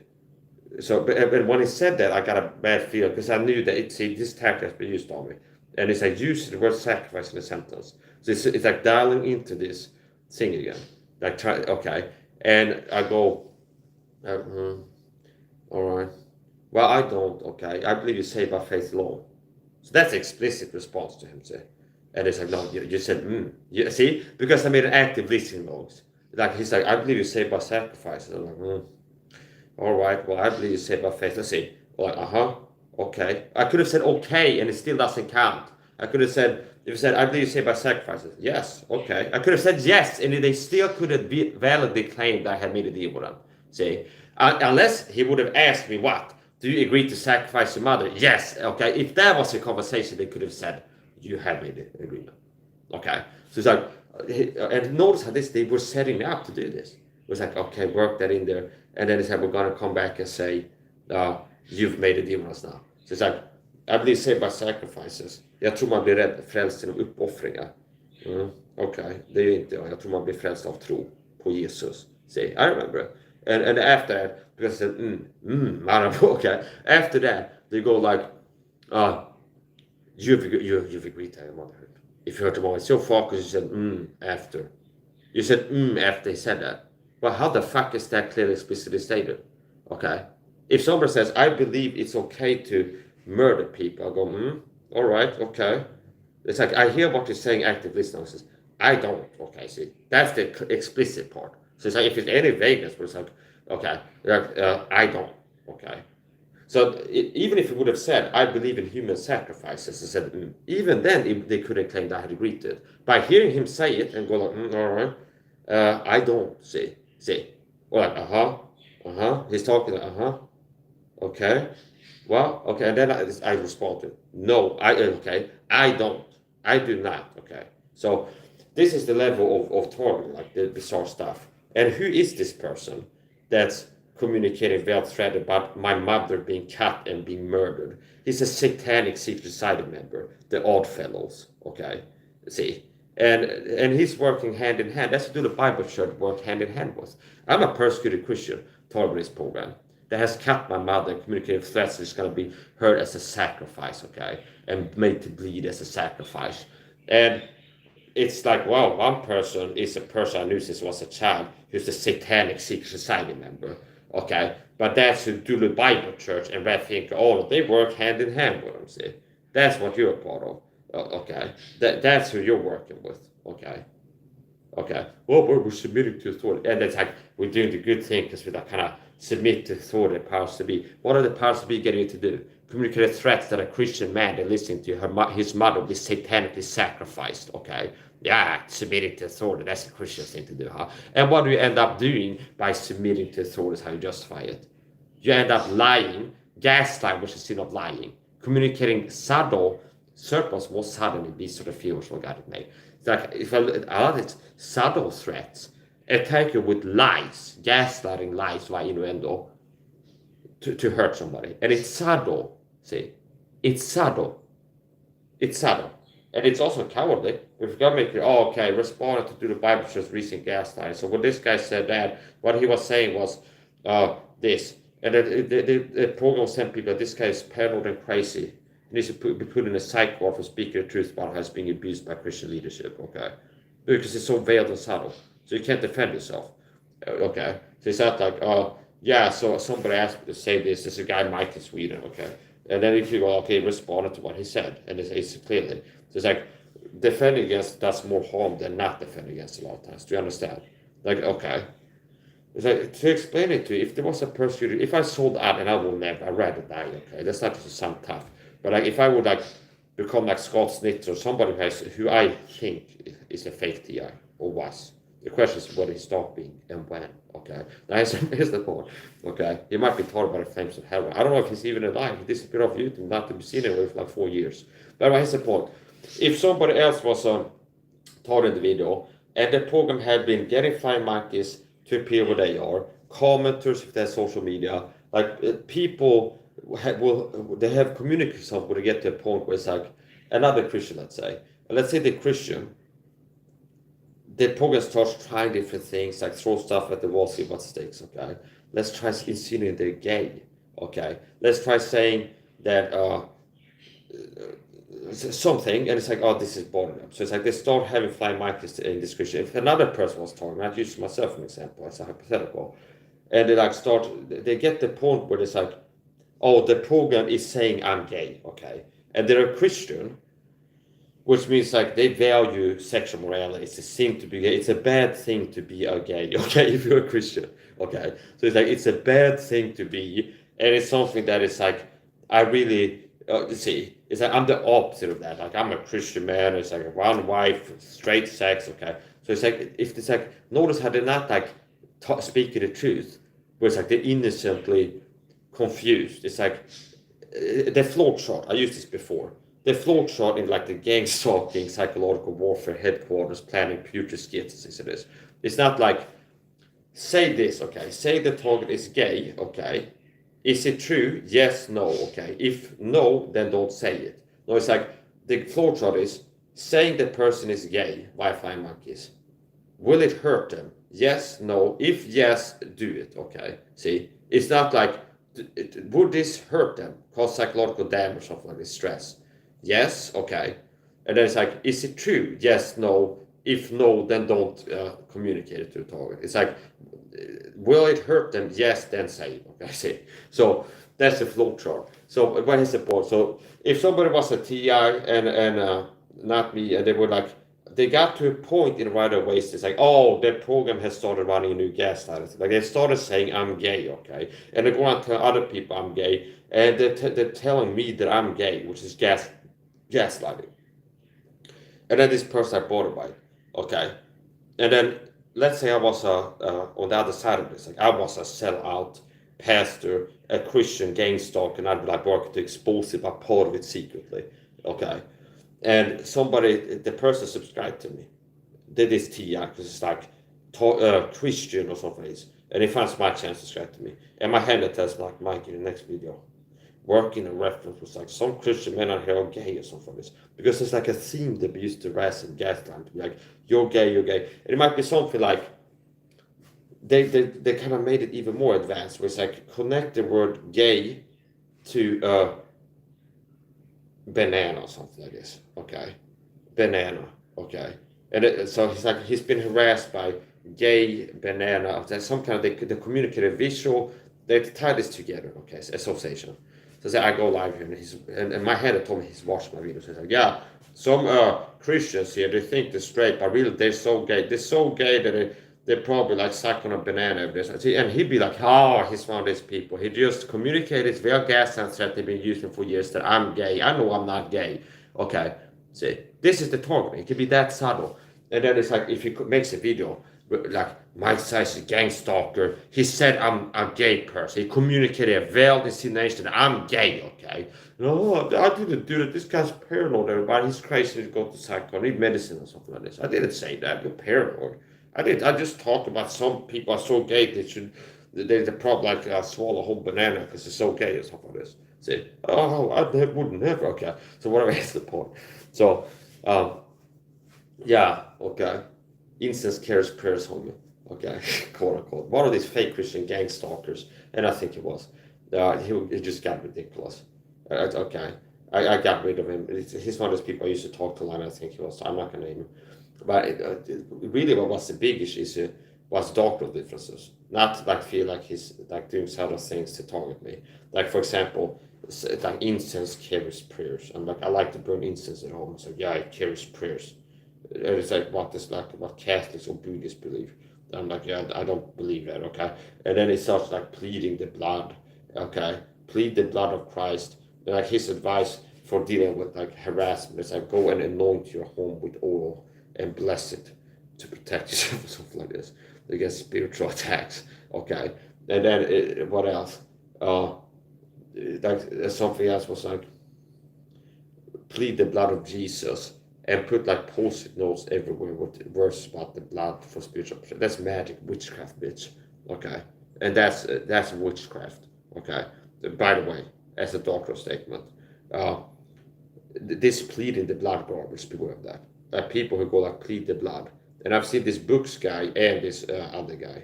Okay, so I don't know, but I've looked at this YouTube channel before. I've seen ridiculous, and typically it's people are mentally deranged. Okay, they're into some other weirdness. But there is like a thing of pleading the blood. Okay, that some Christians promote, and that's disgusting witchcraft. Well, it's witchcraft. So what they believe is like, if I worry about my house being broken into or something like this, the solution is putting a poster on the wall about the blood of Christ, okay? And that's going to have a supernatural effect, see? Okay, it's going to have a supernatural effect on my environment. That's magic, that's witchcraft. Like, I plead the blood, see? And I'm expecting some abracadabra. I'm expecting some supernatural effect, see? If I got a headache, I plead the blood of Christ over my brain, see? And I'm expecting that's going to, like, protect my brain from some problems. And this guy would be putting post-it notes on his dashboard, like his car, like about the blood, because he believes that's gonna supernaturally make less like gets into car accident. So he's gotten into car accidents before, and he's like put verses about the blood in his car, and he told me I should be putting it with a mark on clothes. I guess he's helping to discredit me. They're trying to get me to be a crazy person. So if I start making videos about this, be like, why it's coming from a guy who's like, I plead the blood of Christ, okay? And I got notes about Bible verses to protect myself, or see, okay? Now, whatever, a lot of times they will get the people, if they can, that is to manipulate you. It's not only going to be like to straight out of the gate, like start harassing him, so he'll be like, fuck you. It could be more subtle, like start working to influence him, get him into heresy, get him to fall, put a stumbling block in his path, get him to fall into heresy, try soft pitching Calvinism to him, because that will help us with the free grace pastors, get them to talk if you can pay Mike's and Calvinism or something like this. Okay, see? So, I'm not joking, that's also been a big part of the program. It's like they're trying to deceive me and get me into heresy and things like this all the time. And I guess part of that is just to get other Christians to think that I'm bad and it's okay to target me. Now, the thing returns to this. It's wrong to do this to anybody. It's something called due process, Eddie Woods, okay? There's something called due process, okay? And you un-American scumbags. If anybody is for this, if they're an un-American scumbag, okay? Because I don't have to, like, to be able to make videos reproving the wicked sin of persecution, like this gangstalking persecution board. I don't have to first to say it's wicked and evil to do this, prove that I'm an innocent, upstanding person who always has been, and I'm a good guy, for me to be able to say it's wrong. Okay? It's like, it's wrong to do this to anybody. Okay? Meaning, it's like, well, we're doing this and we're telling people because you're a bad person that has done bad things, is doing bad things, will do bad things again. That's why we're doing this to you. Doing what? Corporal punishment, attacking your body, trying to make you have accidents, attacking loved ones, innocent third parties, okay? Poisoning you, okay? Harassing, paying people to harass you.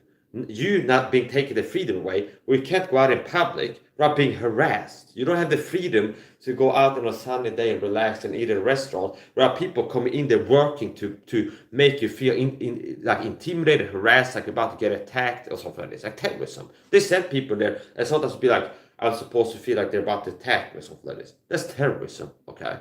So that's wrong to do to anybody, okay? So it's not like I have to prove I'm a good guy for this to be wrong. No, it's wrong, period. Okay? Now, it's going to be worse if you do it to someone like badly damaged person, like a good, upstanding citizen, okay? Now, it's wrong no matter what. It's wrong no matter what, okay? So, I've used this example before. The Holocaust program was evil, okay? And I don't think there was any of the Jews that's like, they deserve the God what they had coming. Like, I'm for some of the Jews. Like, wow, the rabbis teaching heresy in synagogues. I'm a Christian. They were teaching wrong. So it's like, yeah, it was okay to get the rabbi in there. No, like the Holocaust program, quote unquote, it was a program. It's like people working. It was wrong. And I'm sure I thought about this before. Think about this. I'm sure it was 9 million Jews got murdered. There's gonna have been at least one of them was a rapist, never got caught, a serial killer, like a Jew that killed more than 2 people. Abortionist, Jewish women that have committed abortions, the sin of murder, okay? Which a lot of pastors like, that's a really bad thing. It's a sin of murder. Sacrifice your children to Molech is how some of them market it. I don't see that, okay? That's exaggeration. But I see a lot of Christian pastors. They'd be like, it's sacrificing people to Molech is what you're doing when you commit abortion. Now, the actual example of the Jews, like they have, I guess, an owl statue that's like Molech, and like I'm casting my child into the fire for Molech, okay? So it's like, that's a little bit of a stretch, like for effect, is what it looks like to me. Yeah, you sacrifice your children to Molech. Well, where's Molech? It's an owl statue with fire, and you get, like the abortion is you get your baby thrown in the fire. That's like a mole figure, like Molech, like the Bohemian Grove. Okay. Oh, they care or whatever. So no. So okay, now it's murder. Okay. So it's not that you had to go to the nth degree and be like, it's basically like sell your soul to Satan. And okay, no, it's bad. It's bad. Okay, you shouldn't have to embellish it. Okay, so I support. So I'm sure there was a lot of Jewish people, women that had committed abortions, who ended up being in the camps and mistreated for a long time until they died from the targeting, from the Holocaust targeting. Okay, and I would be like, oh yeah, the Jewish women that did an abortion, that's a child murder. Murdering a child is what abortion is. See, I haven't murdered somebody, so it's like they were Jews in the Holocaust, women that had murdered a child, abortion, and I don't go, oh yeah, okay, those ones deserve the Holocaust. It was not wrong to do to them. No, it was wrong. I'm sure there were many Jews in there that had committed like a theft, like shoplifted. And I'm not trying to say, I'm not going to be overly sensitive, like, is this guy anti-Jew? No, I'm saying if you have 10,000 people, statistics, like any race, any like financial level, ethnicity, you're going to have out of 10,000 one shoplifter, one abortionist, one woman committed abortion. You're going to have one who cheated on his wife, okay? See? So if you had 9 million Jews, you're going to have had a lot of them were people that committed abortions, stolen, shoplifted, committed murder of an adult, something like this. Okay. And it's still wrong, okay? So what is the point? It's wrong, it's wrong, it's wrong.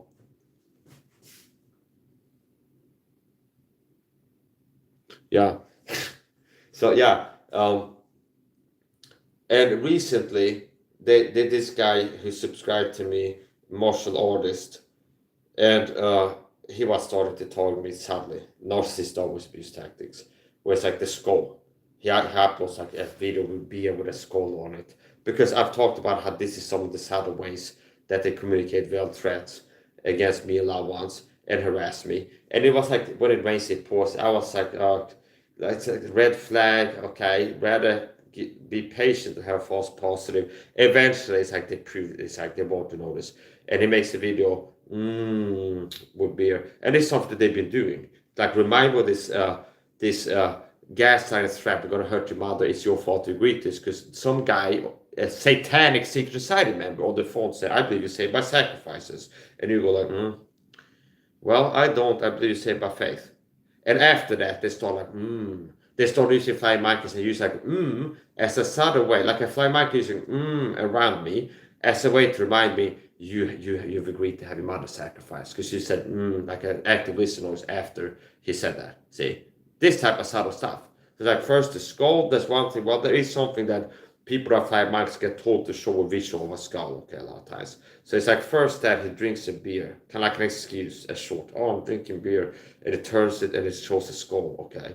So like, yeah, that is something that fly monkeys get told sometimes, and there's been other things before that's like a red flag, okay. Now this is not being paranoid, when somebody has a skull, I'm going to tear on it, okay, see, that's paranoia. But it's like, could be statistically, it's actually, but not yet ready to be concluded. And then it's like after that, it's like, tasting this beer, okay. See, so it's like 1, 2, 3, and many things like this to show that he's worked for the program. And what type of person, I'm not surprised that somebody is like Luciferian, hashtag Luciferian, like the satanic oddfellows or Masons, hashtag Luciferian. It's like all these like satanic wicked things. Now here's the thing, I'm not one of these fucking Pharisees, okay, where it's like, some guy comes to me on my YouTube channel and it's like a Muslim. I go like, fuck you for being a Muslim, okay? No, I believe that I'm one of few people in this world that have the gospel ready to preach it, okay? And I believe that sometimes people come into my life, maybe God wants me to spend some time with them and give them the gospel, okay? Okay, and not be like, fuck you, okay, as soon as they show up. So it's not like, if somebody is a Muslim or a Hindu, a Buddhist, and it's like leave a comment on my video, or they got a video exercise that I can't go like good exercises because they're not a Christian, okay? See? So whatever, that guy can go jump in the lake, and I do curse him in the name of the Lord at this point, okay?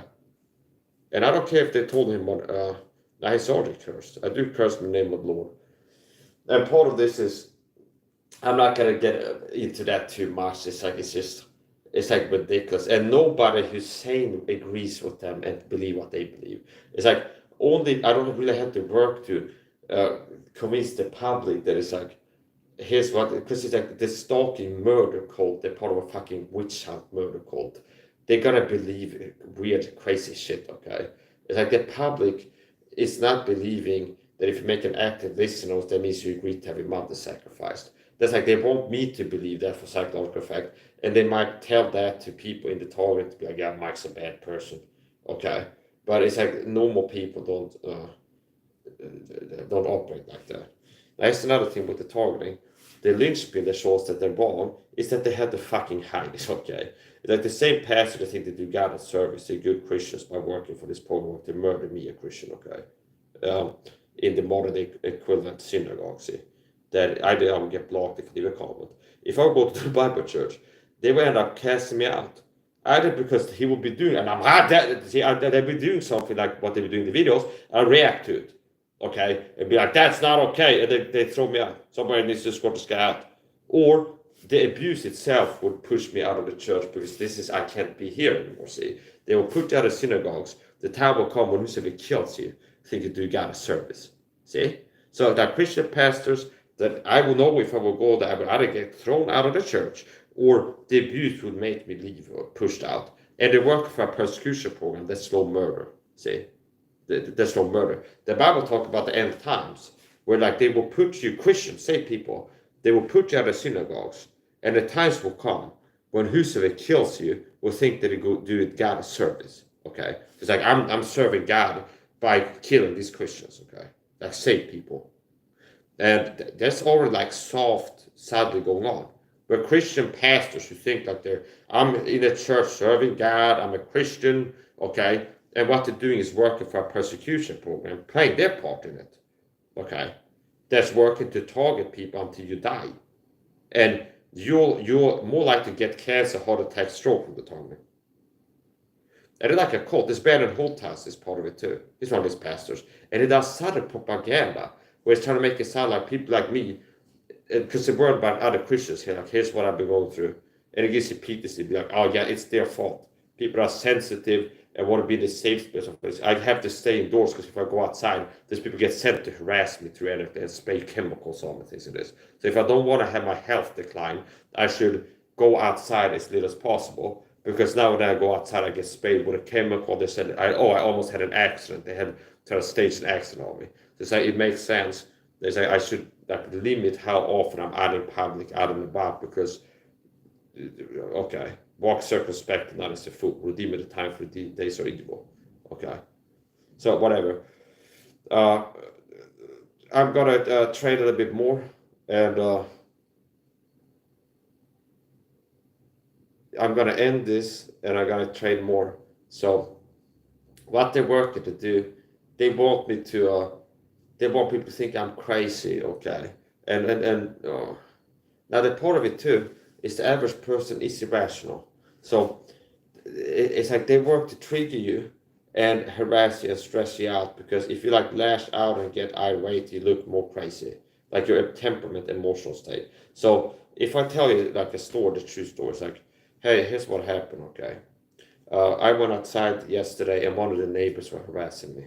And here's what they were doing versus, I was harassed my neighbor yesterday. Now that makes me appear more people interpret me as a mental ill person just by the state I'm in, like being irate, like really like stressed, okay? Stress is associated with mental illness a lot of times. So being like in a stressed state and like livid, that makes you, even if everything you're saying is true, makes you appear more irrational and you are more likely to be interpreted as crazy. This is part of why they work to like trigger and harass you, okay, because they want you to appear as a bad person and as crazy. When in reality, the truth is the truth. It's like, I've never tried to have this, like, I'm gonna fake being normal for PR or something like this, for credibility. Because it's like, if everything I'm saying is true, you would expect the person to go nuts, okay? Chicken and egg, see? It's like, oh, Michael, we still go nuts sometimes.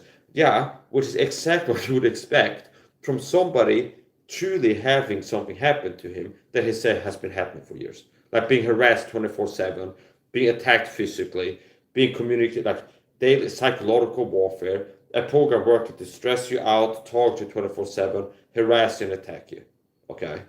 That's exactly what you would expect.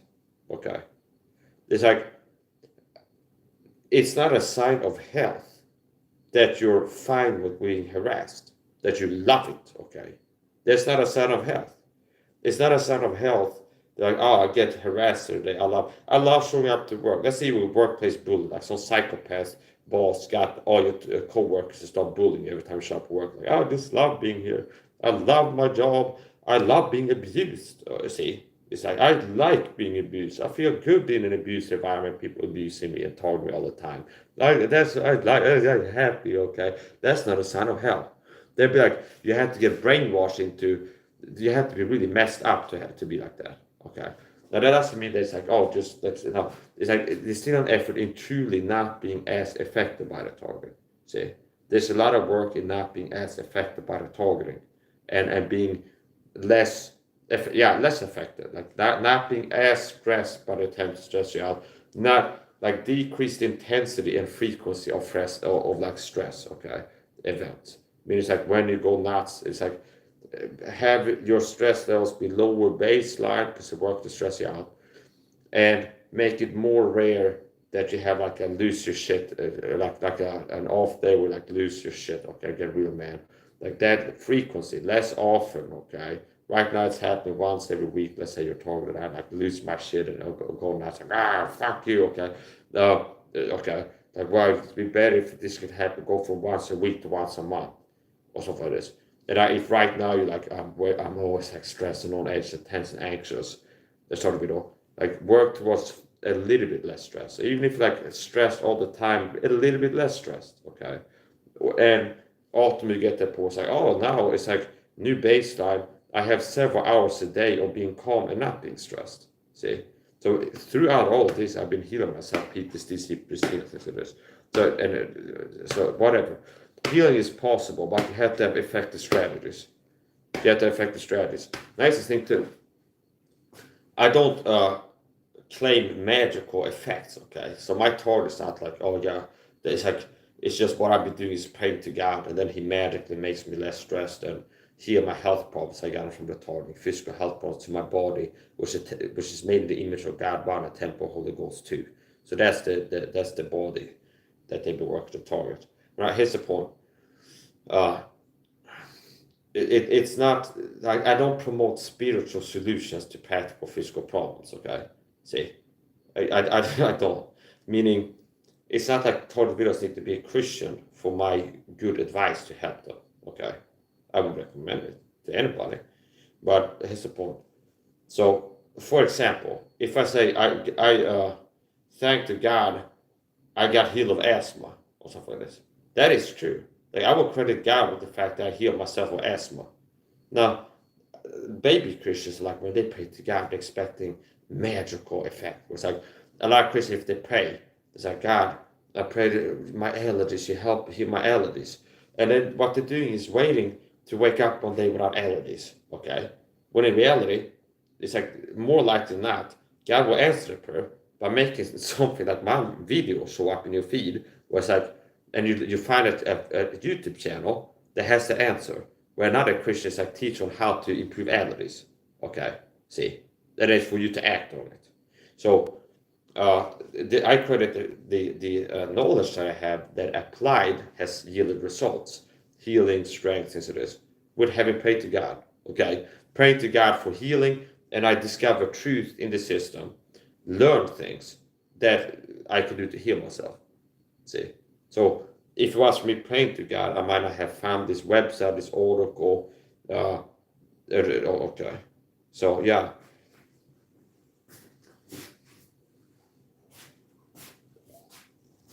What time is it? 21:42.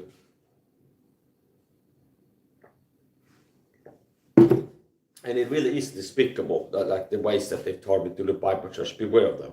If you're taught with beware of the Bible Church, Andy Woods, Brandon Holthouse, and Raphael Garnell. These are Christians, pastors, leadership, position Christian churches that have taught me for the program. And it was after I was talking to Bill Cuthbert and Jose, two Christian gangstalkers, okay? I used to talk to them like online. And it's like they were trying to get me over to Raphael so he can abuse me for the deep state. He's a puppet pastor. It's like we need Mike to be somewhere that we can get to this agent so we can attack him through this agent. Like, Mike, you should go to church. There's no church in this city that's not correct. Okay, I got my Bible, I pray to God, okay.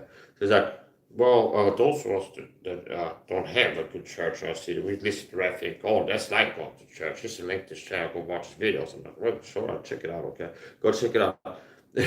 He starts targeting me for the persecution program, like the gang stalking tactics, okay, including just like mother sacrifice during this period of time, like mother sacrifice seamlessly. So they just work the targeting side away for the program. Subtle targeting. And that's another one. And it's interesting for me. That's pretty like satanic and evil. They're like targeting a Christian or anybody with this.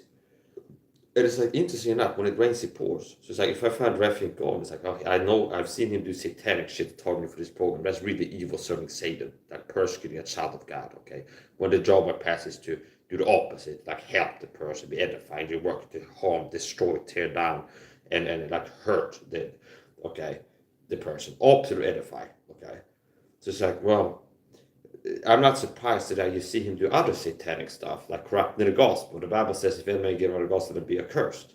It's like a serious sin. It's like, oh, he's been corrupting the gospel too. Another satanic thing he's been doing, corrupting the gospel in the spirit. And it's like, do the Bible Church satanic because they're using a fake Bible in the King James. See? What about Brandon? Oh, he's not King James only either. See? So it's like serving Satan. So notice how I'm a Christian, having been told a satanic persecution program, and I see pastors that subscribe to start targeting me. It's like they also like show their satanic serving Satan in other ways. See, like who is it that wants to persecute Christians? It's Satan, okay? Satan, and it's not magic, okay? Meaning the world system, like the hierarchy is buildable, it's largely not Satan. They're part of clubs that are like evil, okay? So here's the point. Like I subscribe to this. I start checking out this Andy Woods, and he starts targeting me, which is satanic. So targeting me for this program, like persecute, it's satanic. Okay, even if I wasn't, it's evil. It's satanic to persecute, and Christians shouldn't have no part in persecution of people. It should be the other way around. That you're living so godly that you end up being persecuted, not like out here persecuting lost people, and especially not other Christians. If you're a real one, okay. So that's the point. I find that some pastors talk like, if I look at this, and also like dark world issues that are involved are satanic. Because like only a person who's serving Satan is going to end up persecuting a Christian and be like, oh, they do that long term, be involved in that. That's a person who's not really on board with God, walking after the Spirit and serving God. They're not going to end up persecuting God's children. Okay? So what persecutest thou me? Whom art thou, Lord? It is I, Jesus, who thou persecutest. So, persecuting a Christian, by the way, that counts as doing it to Jesus himself. It is kind of like a bold statement, but there was a man who was a Pharisee, a legalistic Judaizer, who was persecuting Christians, and he had like the road to Damascus event, and he fell down, and there was like a light, the God appeared to him, Jesus, and he's like, who art thou, Lord? Okay, so he's asked like, who is this? And he's like, it is I, Jesus, whom thou persecutest. Tama of Velcro, what happened before that? He was persecuting Christians like me. So he was going around, like this program's performed around. Oh, I moved to this city, targeted here. I go to this church, targeted there. See? It's like, no matter where I go, people will show up to hurt me there, okay? So here's the point. And it's like, so a person. So a person who was, before he got saved, became a Christian himself, was persecuting God's children. God took that personal, see? He didn't go, why do you persecute these people? They're me, personal, very personal. So what you have been doing, they count as due to Jesus Christ himself. Good luck in heaven, or in hell, by the way. There's degrees of torment in hell, I believe. There's the degrees of good in heaven. So you're going to be like, and those that crucified, them that pierced him should look upon him. So it's like, imagine being you on Judgment Day, by the way, getting spiritual now, if you never get saved, okay? If you're a lost person, persecutor, and what you've been doing will count as if you did it to Christ Jesus himself. People are spitting on Christ, the Roman soldiers, they beat him, and everything else, okay? Imagine being those guys if they didn't get saved on Judgment Day. It's like, okay, part of the sins were not like stealing, being a whoremonger, but it's like smacking Christ Jesus in the face before he was murdered, okay? It's like casting lots on his garments. It's like you had an opportunity to like say he's innocent and you like kill him, okay? So or like driving the nails in it, okay? So a lot of people have a hard time with the dwell of this, where it's like the crucifixion was not like a sorrowful thing, where as Christians like, oh, such a bad thing that Christ, what happened to him? Poor guy. It's like, well, it's like it's victory, triumph. So it's like the crucifixion event, although traumatic and like evil, the people doing it to him, it was still like a victory, okay? He made an open shoe of them, okay? Triumphant in it. Anyway, here's the point. I would be surprised if I would have some kind of a crown in heaven, like already, okay? Even if I, from this point on, like start becoming a bad Christian, punching every perp in the face, get locked up, and whatever, that's the result of the time. I'm not planning that. But like, if worst case scenario, I become a horrible Christian, and it's like, okay, just the fact for years being persecuted, taught with physical violence, psychological violence, and not one time have I punched, been violent, because I have done no violence, okay? And I'm not a very lying, deceitful person either, see? So, through the affliction, and like all this, I haven't like punched one of the perps, kicked them, stabbed them, like done violence to any of them. They work for poor, doing violence to me, and I've been doing good to the persecutors, blessing those that persecute me. A lot of times that's how I've been responding to it. Not really trying hard, but that being the natural response. And I guess that's part like wake up and more confess my sins, praying to God, maybe reading the Bible or like reading some Bible verse in my brain. Okay. And then I encounter, and it's just the natural response that falls out of me. It's like they're doing things to persecute for a program, and they're not being patient, long-suffering, and charity is kind, see, being kind, wanted on itself. It's not easy to provoke. It's like they're here and I'm not really like losing my shit, even though they're doing things trying to provoke me, see. That's more provocative than somebody inadvertently doing things around that are annoying. So I won't be surprised if already, like if I die of a heart attack tomorrow, that I already have some rewards from multi-year enduring persecution without, it's not that it has to be the perfect response. I think it could be like that I for years didn't hurt one of them, like all these years, and then being kind to them at times and like gentle to them and blessing them, being a blessing to them. I won't be surprised I have some reward for in heaven. Okay. So there's degrees of good in heaven and degrees of torment in hell. So here's the point. So notice how when Jesus appeared to Saul, he became Paul on the road to Damascus. And I think this Bible passage that we're reading there, there's something called Damascus sword, by the way. Damascus steel is used for making effective swords, really sharp swords, where you fold the steel like this, like a sandwich, and it's a Damascus sword. Okay, the word of God is a sword. So now we're getting a little bit more analytical. Most people are not ready for anything deep. Now here's the thing. So it's like patterns. It's like a part of the Bible is Damascus. The Bible in other places calls itself a sword, the sword of the Spirit. In Hebrews 4:12, for the word of God is swift, powerful, sharper than the sword. Like when they started getting like real sharp swords, and like effective swords, not Bronze Age and Iron Age, but it's like really like hard steel and sharp. They will be making Damascus, called Damascus steel. So they made Damascus steel swords, okay, like samurai swords, okay, for example. So it's like, if I remember right, it's like there was this one chapter the Bible was wrote in Damascus, and the Bible says it's a sword, okay, and the sword of the spirit, and Hebrews 4:12.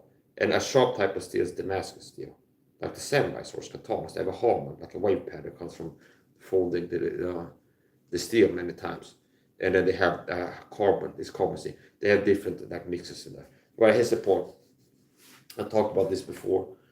So yeah, okay. Basically, the pastors persecuted me. It's like, yeah, I'm saying it's bad to do that. What a bold claim. Mike is a Christian saying that it's bad to persecute him. Okay, so Christ Jesus appeared to Saul, who later became Paul after he was converted. And it said, Saul, what was he doing when that happened? He was persecuting Christians. So he was pursuing them, intending to do harm to them. Anywhere they went, and he consented unto the death of Stephen, if I remember right. So, like some Christian leaders, pastors now, like it's okay to do this. Trying to kill me and work to slowly murder me. So, Saul was encountered by God. It's like, why are you persecuting me? What was he doing? He was persecuting God's children, Christians. Christ in you, the hope of glory. See? So that counts as doing it to Jesus himself, it says. Now notice this, you disgusting freaks. Like Rafi and God of the Bible Church, Brandon Holthouse, Andy Woods, and others that have told me for this program. I don't care if it's one time, but they have done that. Notice how some of these people have like the reputation like a narcissist, or being like a good person and a good pastor. Now, notice how your reputation is like fake, because notice how this man, Saul, who was persecuting Christians before he became a Christian, he was a lost child of Satan when he was persecuting Christians. Later on, he became like a martyr over like a pastor, Bible teacher, okay? And you know what he had to say? I am not worthy to be called the least in the kingdom of heaven, or something like the least of the apostles, because before I was converted, I persecuted the church. So it's like, I'm nothing. I don't deserve any honor because I'm like the smallest guy, because I persecuted God's children, Christians, before I became a Christian myself. And notice how David is to be a Raphael God type person, or do a Bible church, where after you were converted and you hold the position of a pastor leadership, okay, after being converted and after having become a Bible teacher or pastor, you persecute his children. And Paul was like, I'm not worth to be called the least in of the disciples, because before I was converted, I persecuted the body of Christ.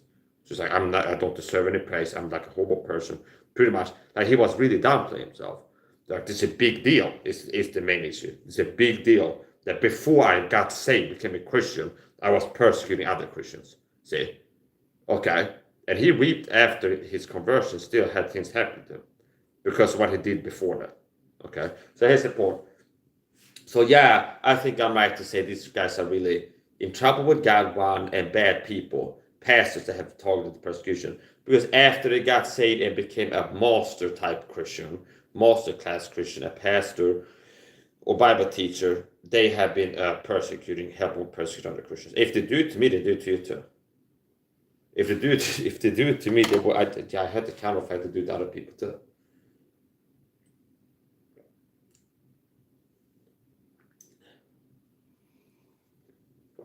Yeah, so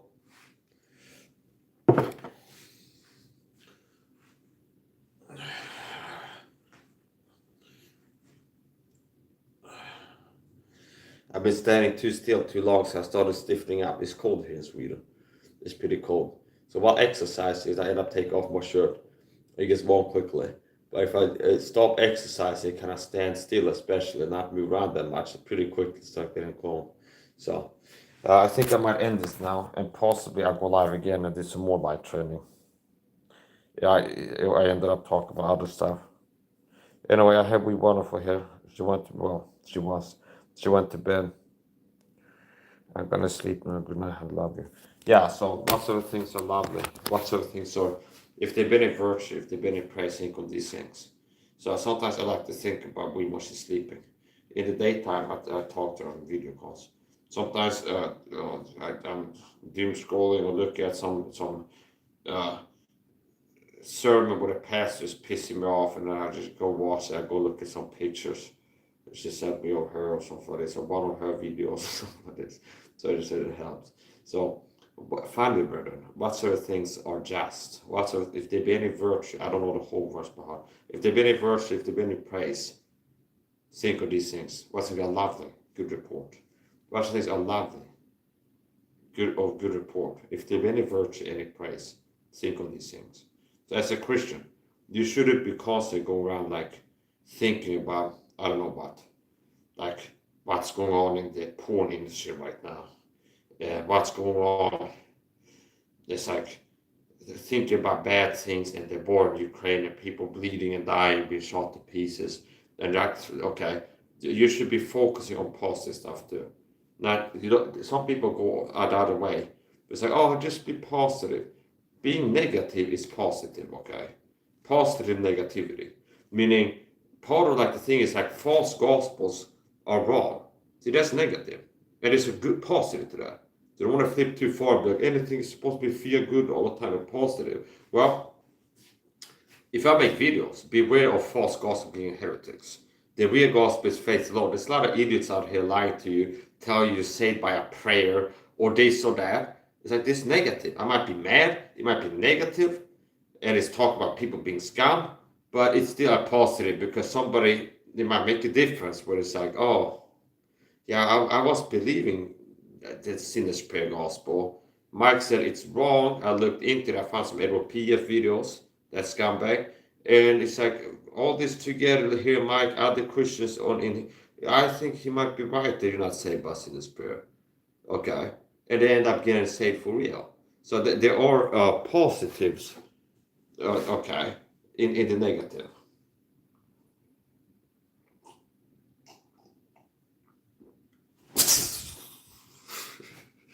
Okay, never relax. Okay. So yeah, I'm gonna finish up, and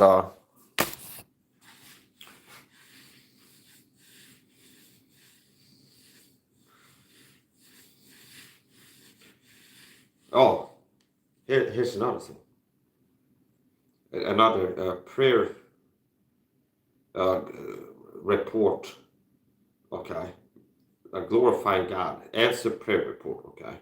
So earlier this night, I was talking about how I prayed to God for a wife, and that she will either be saved when we meet or become one, and that prayer has come to pass. Okay. Another more recent prayer is sometimes I tell really frequently, okay, pray for me, okay. I don't ask anymore, okay. So he's like, okay, if I'm in a soft mood and feeling polite, maybe I go, would you mind some of this? But a lot of times I just remind her, like, pray for me, honey, okay, I need it. God knows I need it. So, and sometimes I ask her, okay, it's like, hey, is there something you want me to pray to God, like to pray for you about, okay? And sometimes I say, well, I pray you, I want God to help me have more money, okay? And she's not greedy, but she's like, she's struggling. She worked to build a house. She's got a lot of expenses, so she's not that well off, okay? So it's relatable to me, where it's like I'm on disability, low income, so there's a lot of like I could really do with some more money, okay? It's like I have enough to survive month by month, but it's like I could do with more money, okay? It'd be good if I had more money, okay? So I could buy more supplements, could do this, and start saving up for something, okay? Now it's like once the month is over, okay? So we're supposed to, she asked me before asking her, what is something you want me to pay about to God for you? And she's praying and saying, well, you can pray to God, help me have more money. And I prayed to God, and she's been praying to God that He'll bless her financial help her have some more money.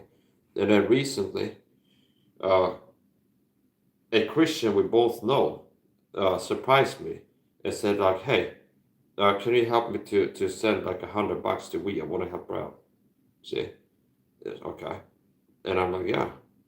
And after that, I thought this looks like the hand of God, because it's like the person is a Christian that said this, so they have the Holy Spirit. See. I've been praying and we've been praying that she'll have more money. And then a Christian that has to hold. What does that mean? Why is that significant that I mentioned they're a Christian that like I want to send to your girlfriend $100? Uh, it's because a Christian has God in them and they can be guided by the Spirit. Lost people can't, okay? So that looks more like this could have been God answering a prayer, where I put it on somebody's heart. Like God can put on my heart to like, oh, you know what? I'm gonna give $5 to this ministry. Let's say I'm listening to the ministry, and it's like I kind of feel like, you know what? I feel like I should give him $5. That could be the Holy Spirit that put it on my heart, like the sense, like the feeling that I want to give to ministry. And if that means I've been praying for donations, see, that looks like a hand of God. So thank God for that too. And I've been making. There's been times in my life where it looks like God has come through for me. Where it's like I got in situations where it's like I'm out of money. I'm not starving yet, but it's like within 48 hours I will be starving because it's like I'm out of money and food, and I pray to God, and then it's like somebody I talked on the phone offers to come over. It's like they bring some food over or something without me telling them. Sometimes like things like this have happened. It's like I'm low on food, and I pray to God to help me have more food. And then somebody comes to visit me, and they have like a little bag of some food or snacks or something like this world. And I didn't tell them like, hey, I'm out of food. Could you bring some? It's just I prayed last night, and then they show up like, oh, they're gonna come over for coffee. Like, oh, I brought some food. Here's some snacks, something like this. And they say, whoa, okay. So yeah, God is real. Okay? God is real. God is real, okay? A lot of people are struggling with that concept, but God is real, okay? A lot of people are struggling with the concept that God is real, okay? People are fighting that. But it's just that I gotta finish up, and I might go live again later, throw more punches, and do some boxing. More tight. We'll see. I'm not promising that, so I like to say might. It's better to have a habit of undercommitting and than to overcommit. So I got better at that over time too, because I don't like to fail commitments. So it's easy to end up saying something, like blurting out, not to be deceptive, but it's easy to be like, I'll go jogging today. And then it's like later in the afternoon, and then things happen, you like get busy, you can start feel tired, you lose your energy, something comes up, it's like you okay, and it's like, oh, you end up not doing it, but you said earlier, I'm gonna do it, okay? So it's better to be like learn to be like, I might, okay, I might or possibly, okay. So I end up doing this. I was like, I'm gonna train today, possibly. Like, I end up possibly if I catch I say something, it's like, well, I'm not actually sure I end up doing it, okay. So yeah, we'll see. I might do a video, another video training, and as a test, I went live before approximately 15 minutes training. And I started getting irked to think it's like it looks like this did like double down on the shadow ban in YouTube. I wouldn't be surprised because like the pattern is I go live on my phone and I will have at least 5 viewers watching the whole time and end up having thousands of views if I stay live for more than an hour. Okay. And then all of a sudden it was like 0 viewers watching, 50 minutes in, like one person tuning in, and then zero again. So it did a difference. It looks like something changed. And then I thought, it looks like YouTube might have turned up the shadow ban on my channel to make me have less views. And then I like got tired of being live, and I ended the stream, and I decided, no, I'm going live again. Can I a test and see if I get more views next stream? So yeah, anyway, I'm a persecuted Christian taught video. My name is Mike Saha, and I've been talking about this persecution for more than a decade. And it's wicked, it's evil. And God will deal with it. He ordained his arrows against the persecutors. So yeah, God is going to deal with them. Now for lost people, the bulk of their negative consequences for sinful living is going to happen to them after they die, when they wake up in hell, being tormented in those flames. Saved people get dealt with in this life, when God is active in the life, inflicting consequences upon them for their sinfulness. They say, oh, this Christian is watching porn, but they have a wife, and besides the baked-in harm from the sin itself, the lost people have too, like psychological harm, lower self-esteem, like things that like, okay, the sin is hurting them. Okay, there's baked-in consequence to sin. Like somebody being alcoholic is gonna have damage to the liver and age faster. See, lose beauty and things like this. See, so there's like baked-in consequences, like being a drunkard. Okay, um, now a lost person, a saved person, the difference is God will be active in the life and be like, this person is cheating on the wife by watching porn. I'm gonna spiritually like give them some extra consequences. I'm gonna make them lose some money or make them get depressed or something. Okay, where God will for your sins give you negative consequences that are not comfortable, and that's God's chastening, and that's intended to get you to clean up your path, like to clean up your walks. It's like basically you start getting into this sin pattern. God makes you have negative consequences, and that's intended to get you back on track, like get out of the sin. Okay, lost people don't have that. God is not in lost people's life, uh, guiding them, working to chasing them, discipline them as a father disciplines his children. He's not acting the same way. Another thing is stop praying, you idiots out there. If you're not a Christian and sometimes you pray to God, stop praying to God thinking that's going to help you. You're a bastard, you're not a son. You're a child of Satan, understand? And stop this silly stuff. Oh, children of God. No, you're satanic spawn of Satan, lost people. You're children of Satan is what you are. And you have to believe the gospel. So only other people that are real Christians are my brethren, brother and sister. And you're not children of God, you're children of God of this world, Satan, okay? And you go with Satan in eternity, the lake of fire, okay? If you don't become a Christian. So yeah, uh, get saved. You're saved by faith on, by the way. So that's gonna be another video. Bye. Crying out loud.